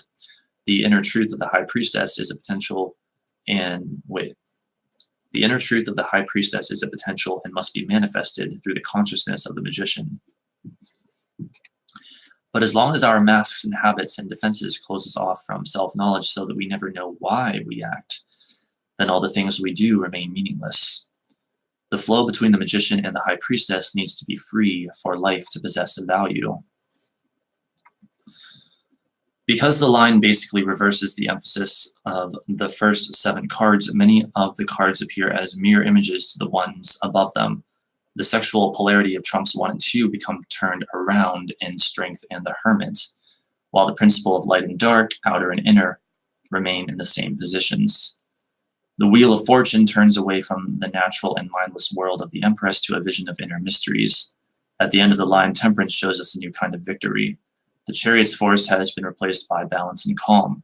Where the charioteer's stone chariot removed him from direct contact with the earth and the river, the angel of Temperance stands with 1 foot on land, 1 in water, showing the personality and harmony with itself and life. So, in connection with this, I've thought before, like when I first heard of this idea of the major arcana being divided into these 3 sections, I thought, well, are there then correspondences between like each card and each slot of each section or septenary? And what I mean by that is, like, could we say that the magician corresponds with strength, corresponds with the devil? Could we say that the high priestess corresponds with the hermit, corresponds with the tower? Could we say that the empress corresponds with the Wheel of Fortune, corresponds with the tower? Wait, did I get that right? The empress, the Wheel of Fortune, and the tower, no, the star. So the Empress, the Wheel of Fortune, and the Star. Like, I'm not going to go through all of them, but you know what I mean? Like, I'm still not sure quite what I think of that, but I don't know. I wouldn't be surprised if there's a connection there. I mean, if we're going to look purely at the magician, strength, and the devil, like, those definitely connect in very interesting ways. You know, the magician connects to strength, particularly through the use of the intellect. And then the devil card through the idea of manifestation and willpower. I mean, I don't know, there's just so much to get into. But high priestess, far back enough, taught tantric, and her partner was the magician. Fascinating. Yeah, it's interesting to consider these, like, potentially hidden correspondences in the tarot, and what we can learn about ourselves as we figure them out. And I guess learn about our journeys through life. Let's see what else we have.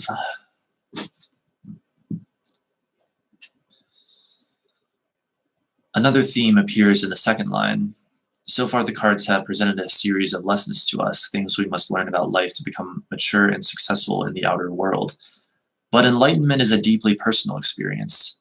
It cannot be studied or even pondered, but only lived. The series of outer lessons culminate in the Wheel of Fortune, which shows us a vision of the world and ourselves, which must be answered. The Hanged Man, however, shows something else entirely. Here we see not a lesson, but the image of enlightenment itself, the outer personality turned upside down by a very real and personal experience.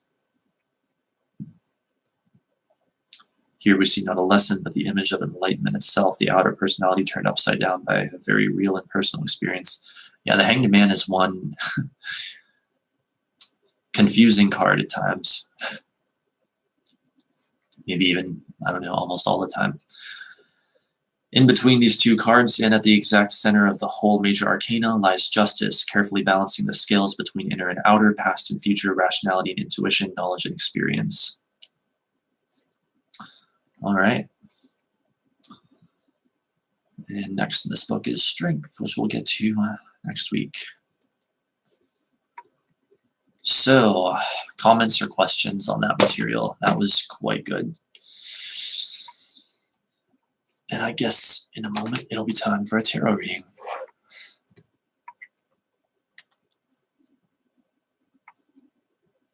I guess I'm getting likes on that Instagram post.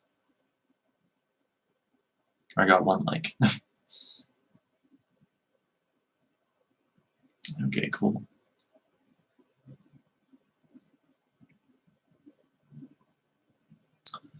So yeah, that was highly enlightening, which is the good news. The bad news is we probably won't come upon information that good for the entire rest of the stream. At least I'm not aware of any. All right, I'm going to glance at Instagram while I wait for any comments or questions. Also, I believe we're due to give Luminiferous a reading. I think Sarah left.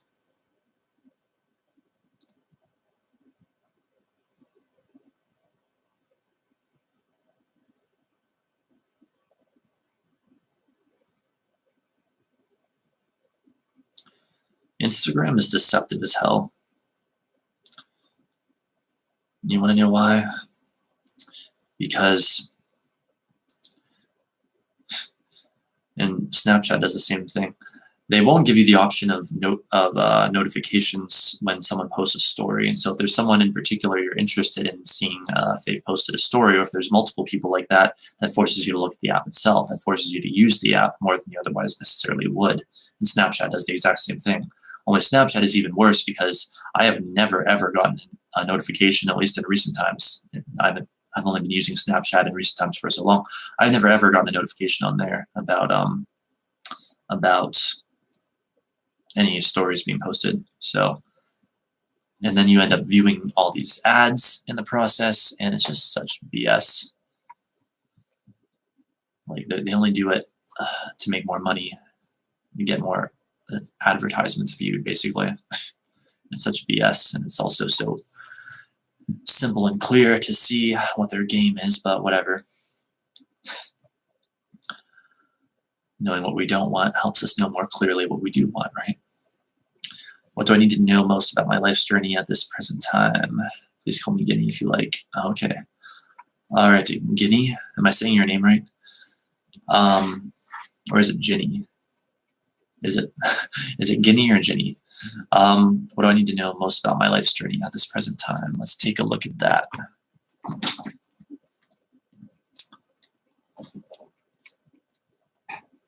Nope, then yes. Okay, so it must be Ginny then, because that was my second guess. All right, so let's get these cards ready.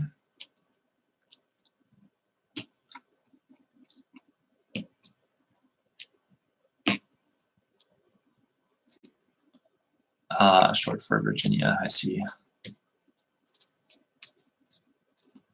feel like sometimes like people say these things and I forget. So if anyone ever like tells me like your name or what to call you or whatever and I forget, I apologize.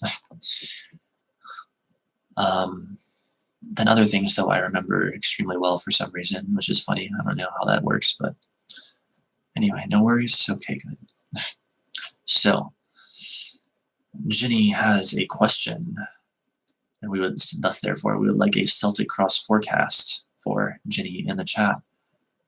Her question is, what do I need to know most about my life's journey at this present time? All right, so we would like a Celtic Cross forecast on that question. What does she need to know most about her life's journey at this present time?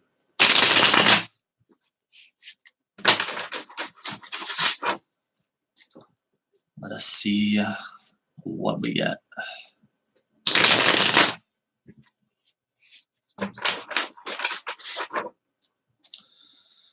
Yeah, today's an interesting day astrologically, because even though we're in this highly subjective and emotional realm of Pisces right now, or well, the moon is, I should say. I was just going to talk about our day-to-day experiences. The moon shifts into Aries in just a few hours, and so the energy is going to shift significantly then. Should be fun.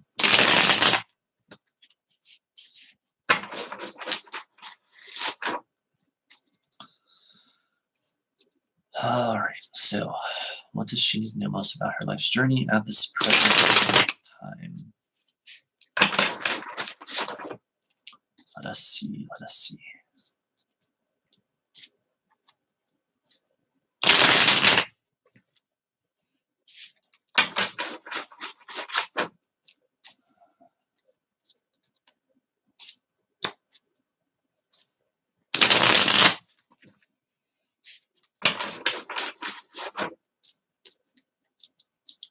What does she need to know most about her life's journey at this present time?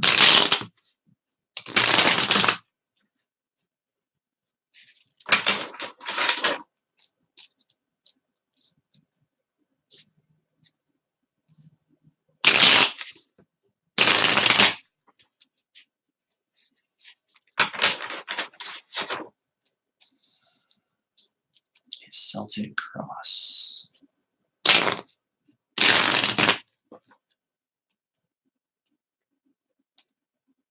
Is this it? This must be it. Okay, cool. All right, here we go. Queen of Cups, Four of Cups, Page of Swords reversed, the Hermit, the Six of Swords, the Queen of Pentacles reversed, the Moon, the Knight of Wands, the Hierophant reversed, and the King of Swords reversed. Let's fix that blur. So let's see here. What do we have? You know most about your life's journey at this present time.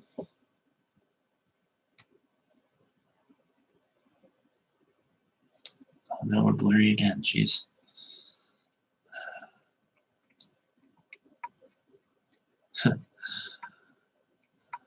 Well, it's almost like it's time perhaps for you to move forward with a sort of positive attitude and mental clarity,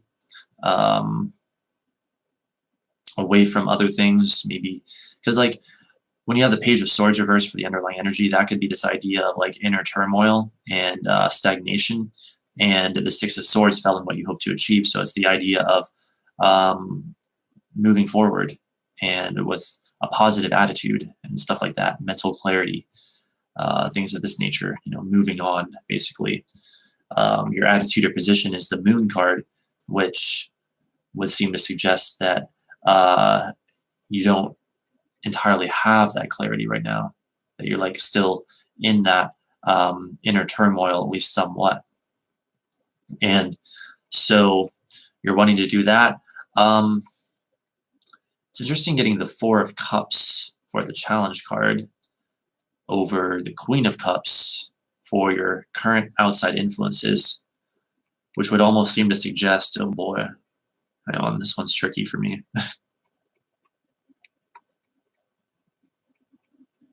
Which which would almost seem to suggest, well, it could be finding satisfaction, it could be finding emotional fulfillment, or it could be the challenge in connection with the rest of the reading, I guess, is seeing what the universe is trying to provide to you, basically, like gaining that clarity so you can see what the universe is trying to provide you. So there may be like a blockage in that area, but I'm not sure if it's more of an emotional or an intellectual blockage, like an emotional or mental blockage. Let's see. And then when we see the Queen of Pentacles reversed in the near future, in conjunction with your Four of Cups challenge card, that would say to me that you're needing security right now, like emotional security, maybe financial security, just security in general. So finding security as well would be very helpful. Knight of Wands is the outside force coming in, so there might be an adult male fire sign coming your way. And if it's not representing a person, then it's going to talk about the energy of drive, ambition, willpower, all of these sorts of things. Maybe a situation that comes to you that involves that energy. And with it being the Knight of Wands, it might be one where there's like too much of that, so that's a potential concern. Or conversely, maybe even one that doesn't have enough of that. So there's that to consider. Need for love is stopping financial security. Yeah, that sounds exactly like what we're seeing here, basically. And then, let's see.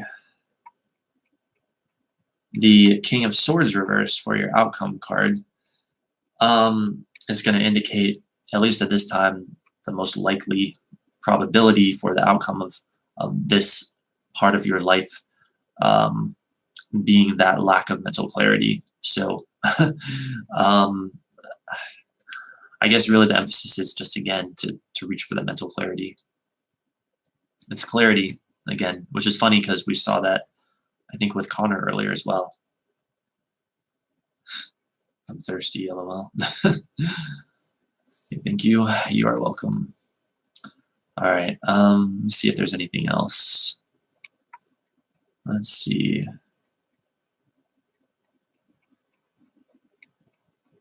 Well, the Hierophant reversed in your hopes or fears, maybe you're afraid of like things getting out of control or something like that, or things out of the ordinary because you need security and clarity right now.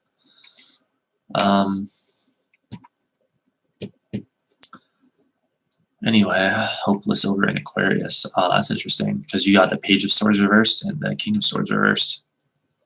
So isn't that fascinating? But anyway, let's see. Oh yeah, Connor, I see your comment now. You wanted another reading? Sure, why not? Once we get to the next intermission anyway. Thank you. You are welcome. You're welcome, Ginny. You are welcome. All right.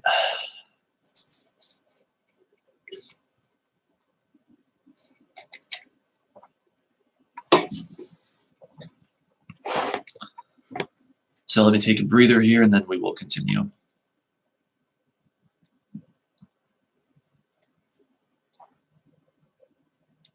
Be right back. All right.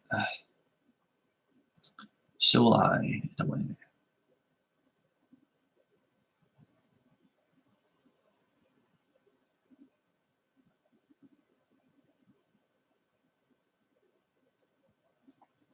Too drunk to understand, lad. Oh no. Well, I mean, you can always watch the stream when you're not drunk, or when you're not drunk. Like watch the saved copy after. Okay, so the post got a couple more likes. Yeah, any more questions or anything on this material, Chariot card or whatever?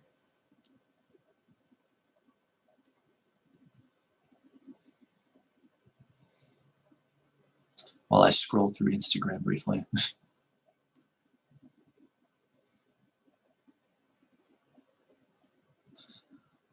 Just like at some point in these streams, even I need to take a breather.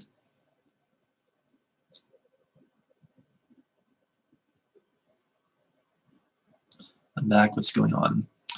Just taking a very brief intermission before I return to reading articles.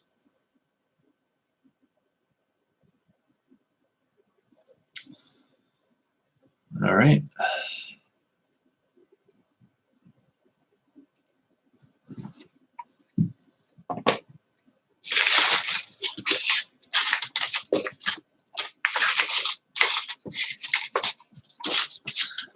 So this is really cool.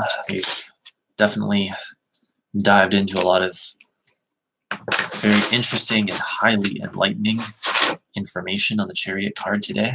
So let's see what else we can find.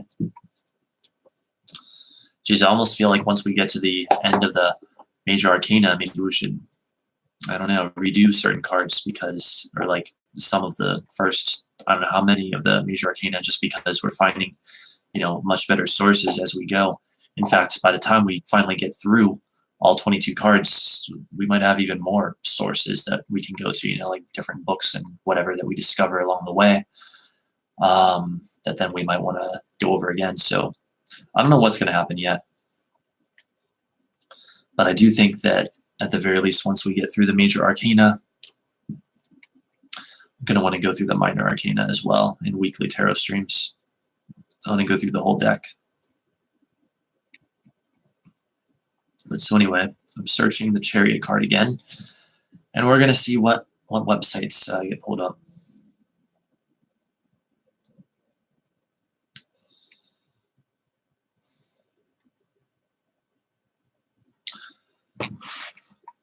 Actually, while I'm looking at that, I can't help but be curious. Can I find this? Just do a search on my computer, and maybe I don't know if it'll search my books or not.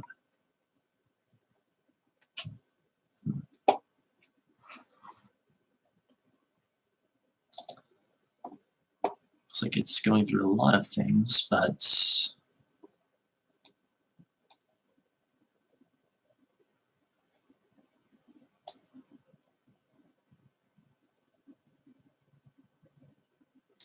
there's just way too much stuff to go through here right now. I'll stick with the websites for now. So the very next one that we have not looked at looks like it's horoscope.com. All right, let's check it out.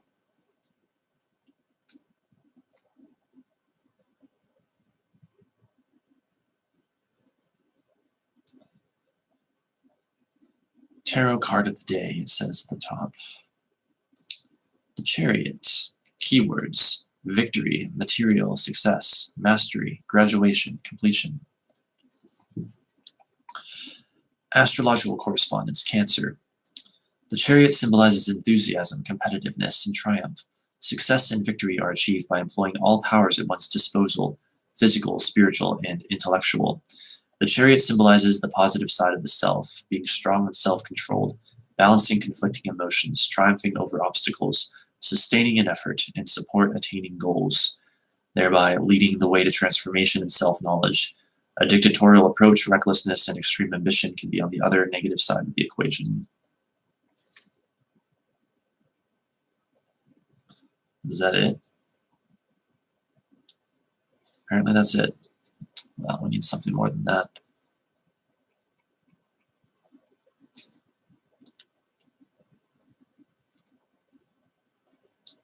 Gee, is this thing going to cooperate? Tarotparlor.com. Let us check that out.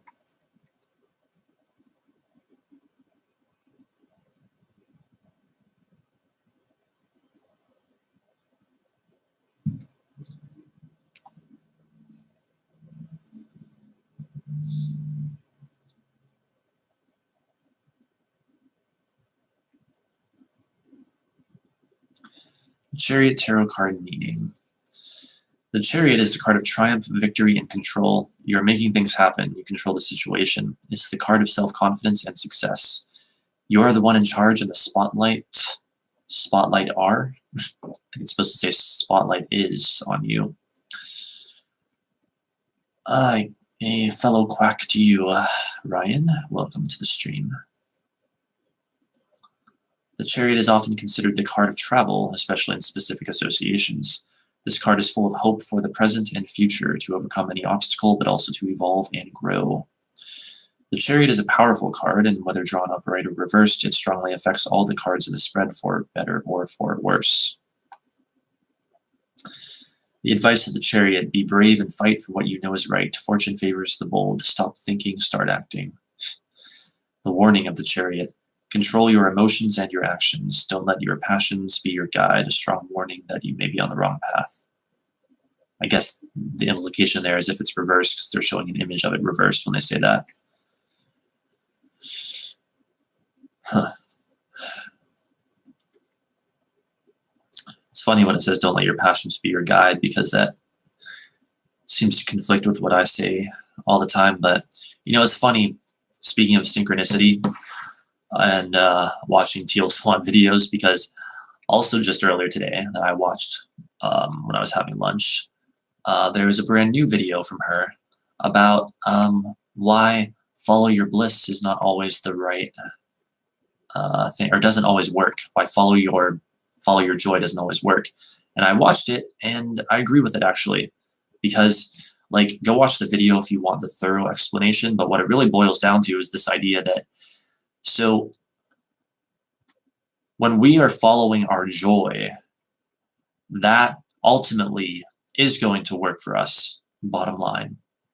But it can seem to go wrong for a number of people if, very basically speaking, this is an oversimplification, but if we're taught when we are younger that our joy, or what makes us feel good, should be something other than what it truly is, you know, like if we're taught that, we only get approval when we're helping our parents rather than doing what we really want to do. And so then helping others becomes our, you know, joy, but it's not our real joy. And so by following that, one actually won't find fulfillment. They'll only find fulfillment once they finally realize that that's truly what they don't want, and then they finally go in the direction of what they do want. But it's like, it's a hell of a lot easier if you can sort of get in touch with your beliefs and figure out, you know, what really is your true joy, not just what you think your true joy is, and follow that. And it kind of, the video, I mean, I'll be honest here, again, authenticity, like that video made me kind of emotional, because I started thinking, like, oh my God, what if there's other things that I haven't, you know, tried? What if I'm not fully in touch with that?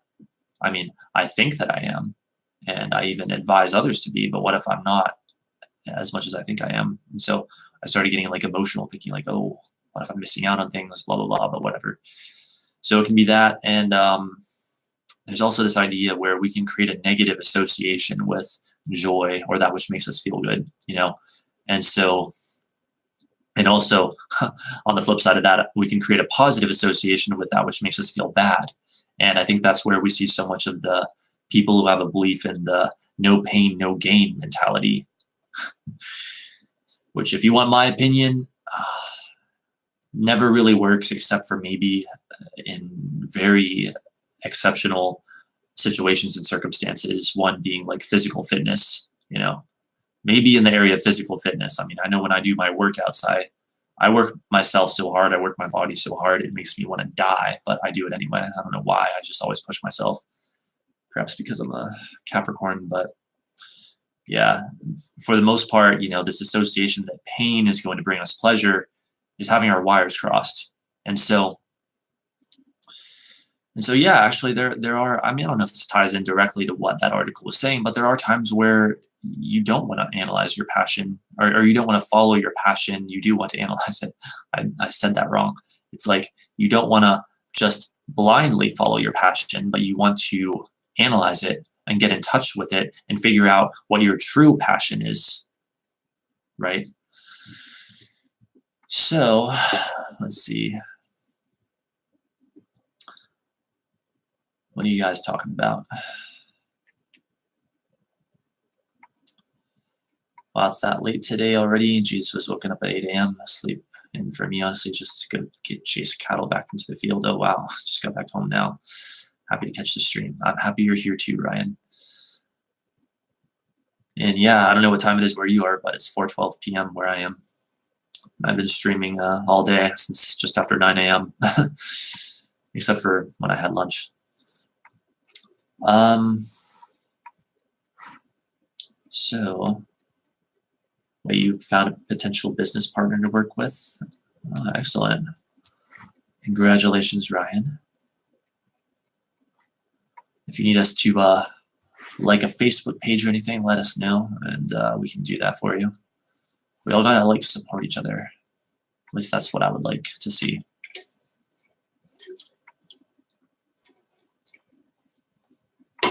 So, I guess that was the end of that article. Any quick comments or questions on that before we continue?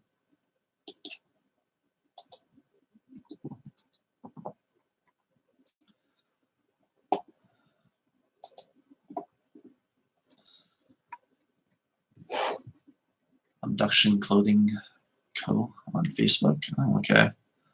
I'll have to give it a like then. This thing gonna work.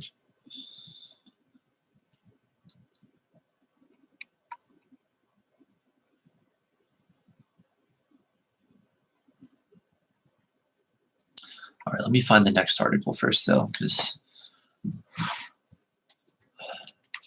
I want to make sure that we're staying focused here.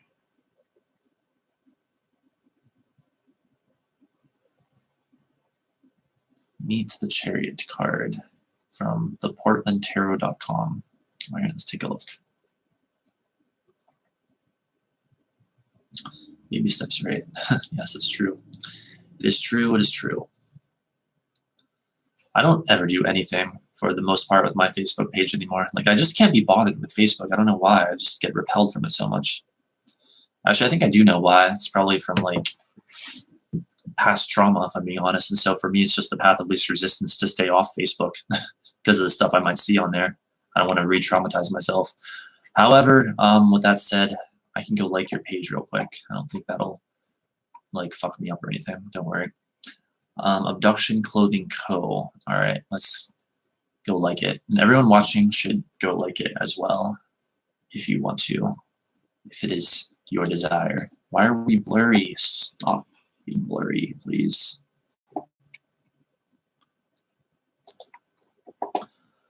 All right, oh boy, here we go. Live on stream, getting on Facebook.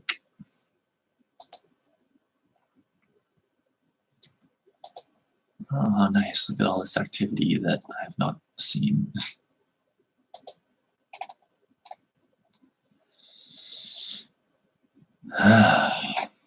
All right, well, anyway. All right, Abduction Clothing Co.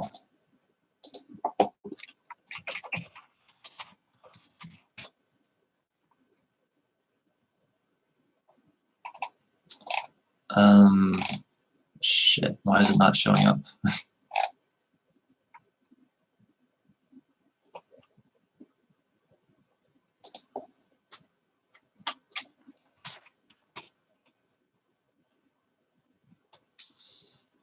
Ryan, your page is not showing up.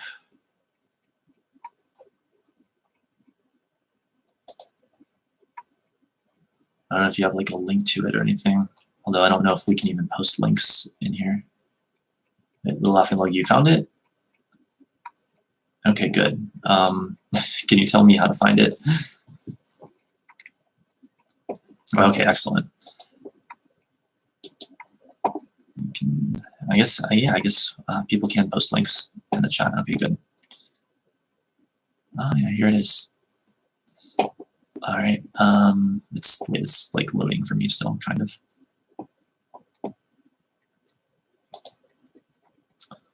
And like, all right, cool.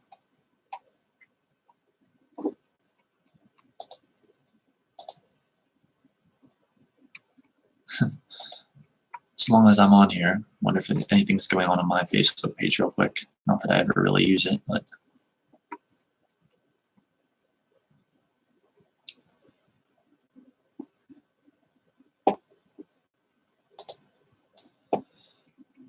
Thanks, Poetic. You are welcome, Ryan. Start posting some art on there. Yes, indeed. Do that, do that.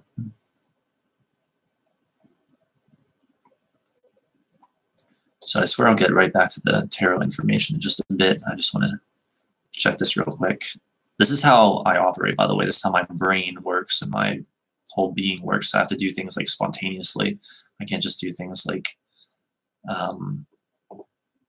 I can't really do things like this systematically. It makes me want to die. So I have to do things on a whim, more or less. Okay, there's not really anything much. All right, so anyway, let us return to the Chariot card and articles on it. See, I've been streaming for 2 hours here in this part 2 of the stream.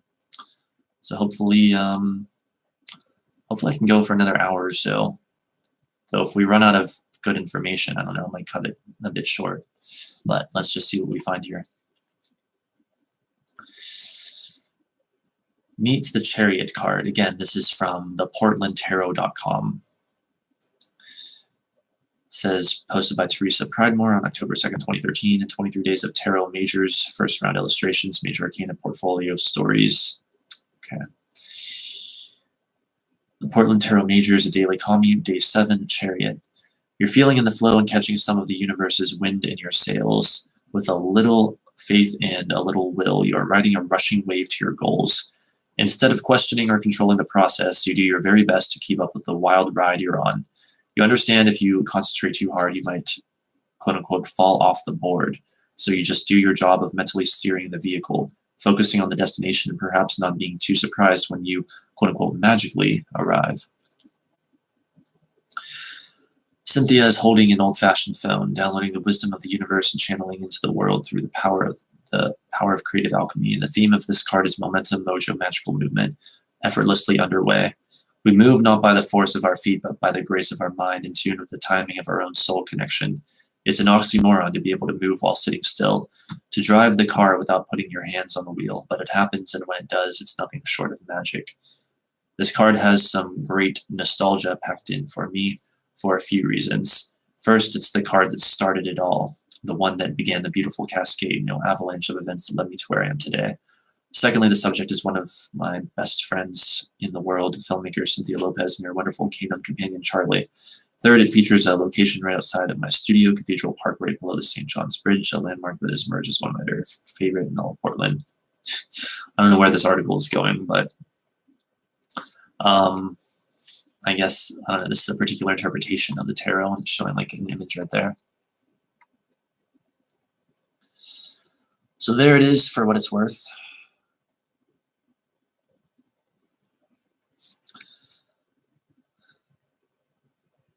Let's see.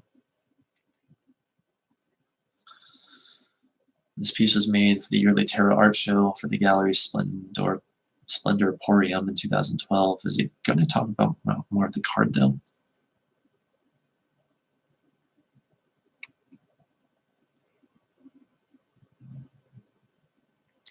I don't know. It's just getting into all this other stuff, so I'm going to move on to another article.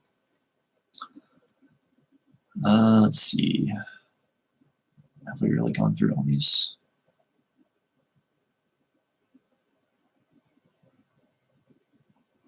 Wait, did we go to ontiflow.com? Let's see.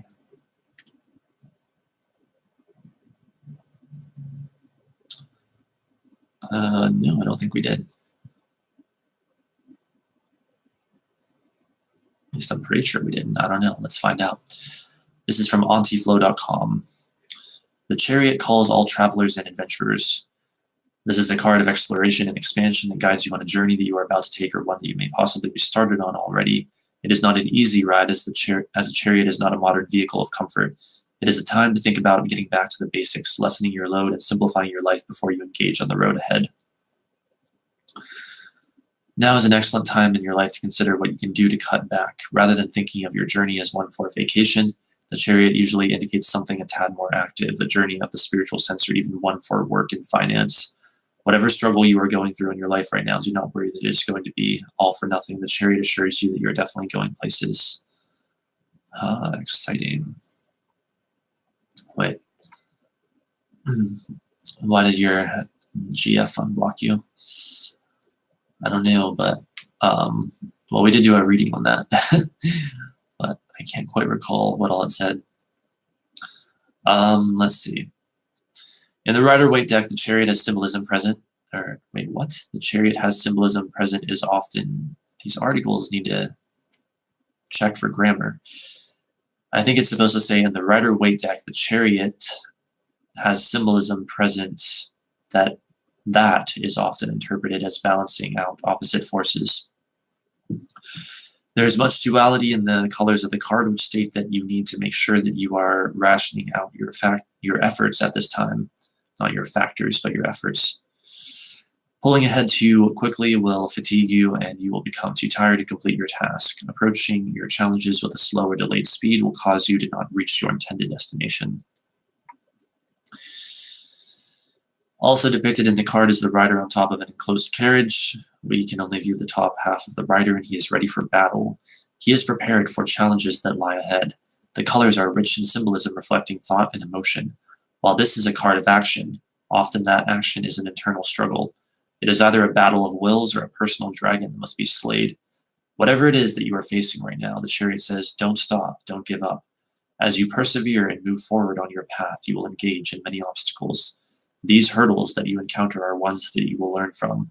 You are about to receive a life lesson of sorts, and while you may feel that you are going through a rough patch, understand that it is through experience that we all learn. I just want to remind people, though, life is not all about learning lessons. It's also about joy and expansion. So don't get so obsessed with like learning lessons and stuff like that.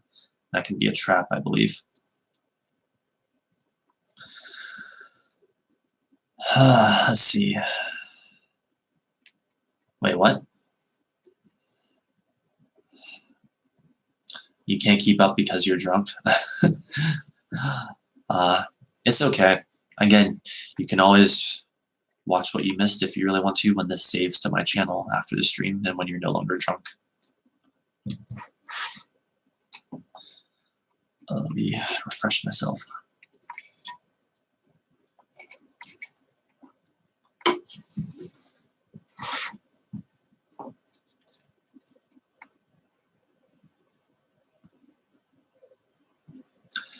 The Chariot in Love. Often a card that comes up after a relationship has ended or during an exceptionally difficult time. The Chariot reminds you that this too shall pass. Things are being set in motion regarding matters of the heart, and what you feel right now is only a temporary hurdle. You need to strengthen your resolve and protect your emotions. You are likely to find that you either want to run from your relationship or that you already feel alone. Love is an adventure, and like all adventures, there is a climax where everything comes to a head. Imagine yourself not alone right now, but facing a path ahead of you leading into the mountains. You do not have to choose to go this path alone. You are able to bring others with you, but you must make sure that they have the same goals and end destination in mind. The same goals and end destination in mind. Do not waste your time on relationships at this time that are going nowhere or settle just because you feel you should. Avoid allowing comfort to guide your relationship, and maybe a good time to spice things up in the... It literally just cuts off. In the what? Spice things up in the what? We need to know, but they won't tell us. It cuts off. Spice things up in the... left to your imagination, I guess. The Chariot in Health. In health, the Chariot says that you have a long road ahead of you. Often it can represent health issues of the feet and issues with diabetes or digestion. Overall health shows that you are strong enough for a journey ahead, and while there can be standard health issues associated with the card, rarely is it a sign of a deeper concern. The Chariot is an omen of vitality and youth. Fascinating, they say issues with the feet because it's going to be the sign of Pisces that corresponds with the feet, whereas the sign of Cancer, I think that corresponds more with like the shoulders, if I'm not mistaken, kind of like the shoulders, maybe like upper chest or whatever, I think. So I don't know. Let's see if I can just Google that real quick and find it that way. Enter sign part. So this is June, right? Yeah, here it is. Hang on. Cancer, chest, breast, stomach. Cancers rule over the chest, breast, and stomach. They are a nurturing sign nestled in the 4th house of the zodiac, which rules over home and family. That's from elitedaily.com. Okay, so it also will talk about the stomach. Interesting. But not the feet. That is Pisces domain. Oh wait, now it's just so not blur. It's so dark when I go back to the streaming page. I'm brightening it up again. All right, let's see.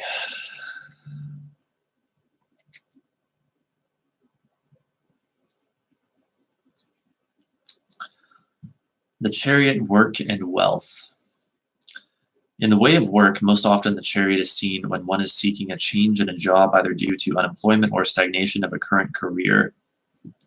It signifies that it is a great time to explore options of expansion and promotion. You also may find when this card is present that work will require unexpected travel that will also come with prestige and increased revenue. Strictly financially speaking, the Chariot says you need to hold on to your money, and it is a time of saving. While the work front may be offering more opportunities, do not forget that this is a card talking about a journey beginning. There are likely unexpected expenses coming your way that you need to be prepared for. Reversed meaning, the Chariot.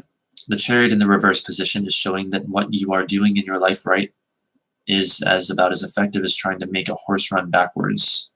I think it's supposed to say what you're doing in your life right now is about as effective as trying to make a horse run backwards. You need to take a look at your life and see in what ways you are trying to move mountains, when you should be going around them, and what aspects of your life are pulling you down. The movement of the Chariot card is still present, but if you are fighting against it, you're likely to find that resistance is futile. Life will continue to move forward with or without you.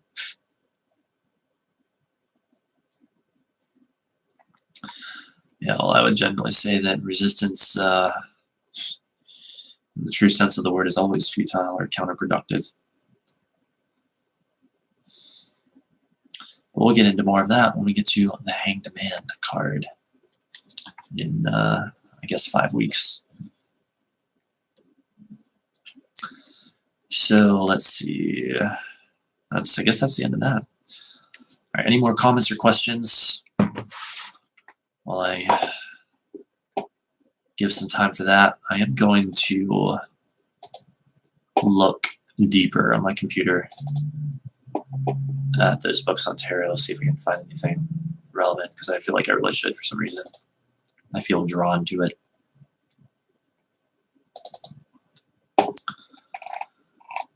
Well, let's see. Wow, there's so many.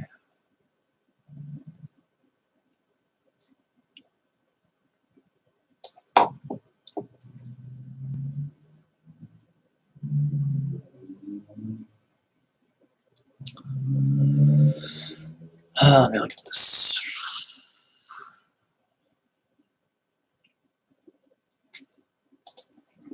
I found something weird. I'm not exactly sure what it even is. Can you describe it at all?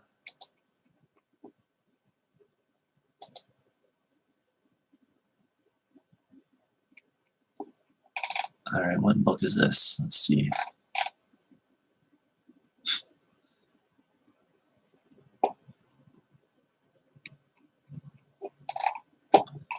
Oh, this thing's taking forever. Right, here we go.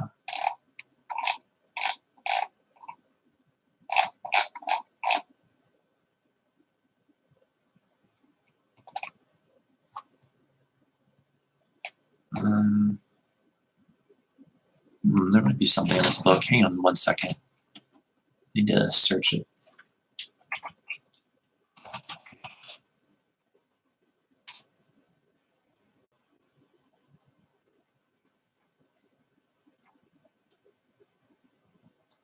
What? How is it possible? I guess it's not interpreting it as text. Damn it. All right, hang on. I think we got something here.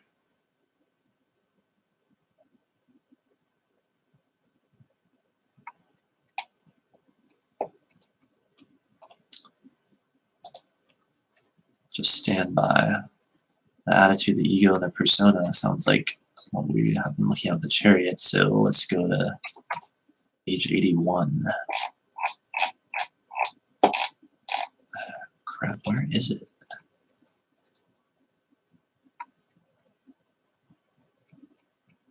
Okay, here we go.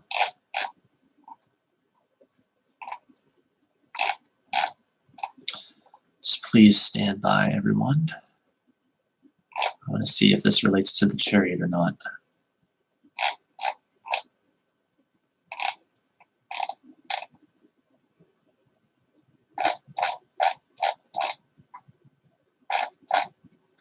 You know what, screw it. Why don't we just take a risk and we'll read this chapter 9 of Discovering Yourself Through the Tarot, Jungian Guide to Archetypes Personality. I guess by an author with the last name of Gawain. And the chapter is entitled The Attitude, the Ego, and the Persona. Yeah, so unless you guys have any protest to this, why don't we just read this? Because it seems like it does relate to the Chariot one way or another. So yeah, we can read this in the stream. You know, turn things up a notch. But wait, let me check the chat here. Like a comic that goes over the major arcana with good illustrations by Alan Moore, if you've heard of them. Not sure if I have. Let's see, though. Pull this up.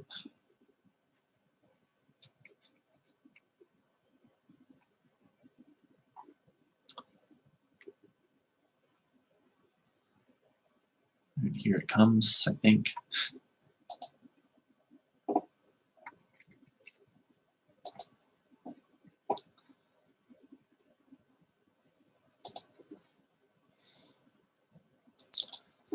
Okay, well, while that's loading, let me see if I can just sort of get this into a better position here. Let's see. I guess I could just sort of put it over here.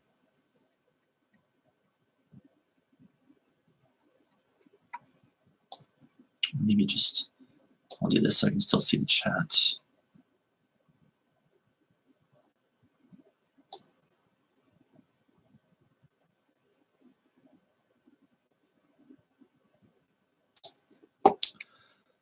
All right, please bear with me, ladies and gentlemen.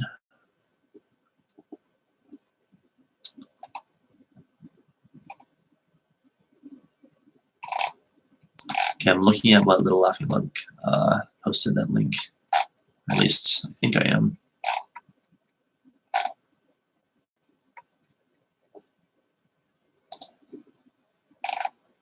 Wait.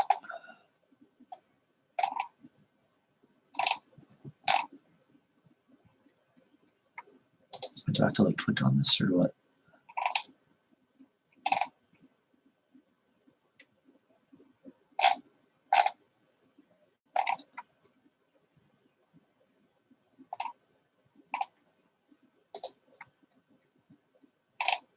Wait, is there, okay, I'm getting into it. Is there a section on the Chariot though?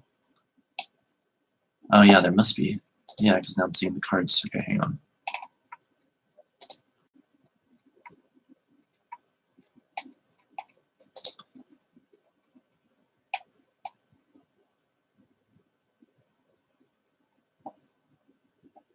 Huh.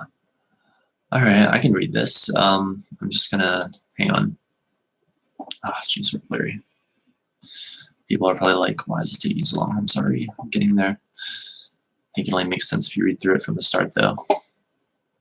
The best book for us. Okay. Well, I mean, like, maybe we can look at it later, though. Then, here, let's take a look at that book that I found just now and go from there. Like, after that, I'll see if I can maybe pull it up on my tablet and maybe we can make sense of it. So, hang on, let me announce the title of this, if it'll let me. Jeez, come on. Discovering Yourself Through the Tarot, Jungian Guide to Archetypes Personality by Gawain, last name Gawain. All right, and this is chapter 9 from that book. So I guess if I really wanted to, I could put this on my tablet, but I'm not going to mess around with that right now. Let's just read this for the stream. Although then if I become blurry, I'm not going to know. Damn it.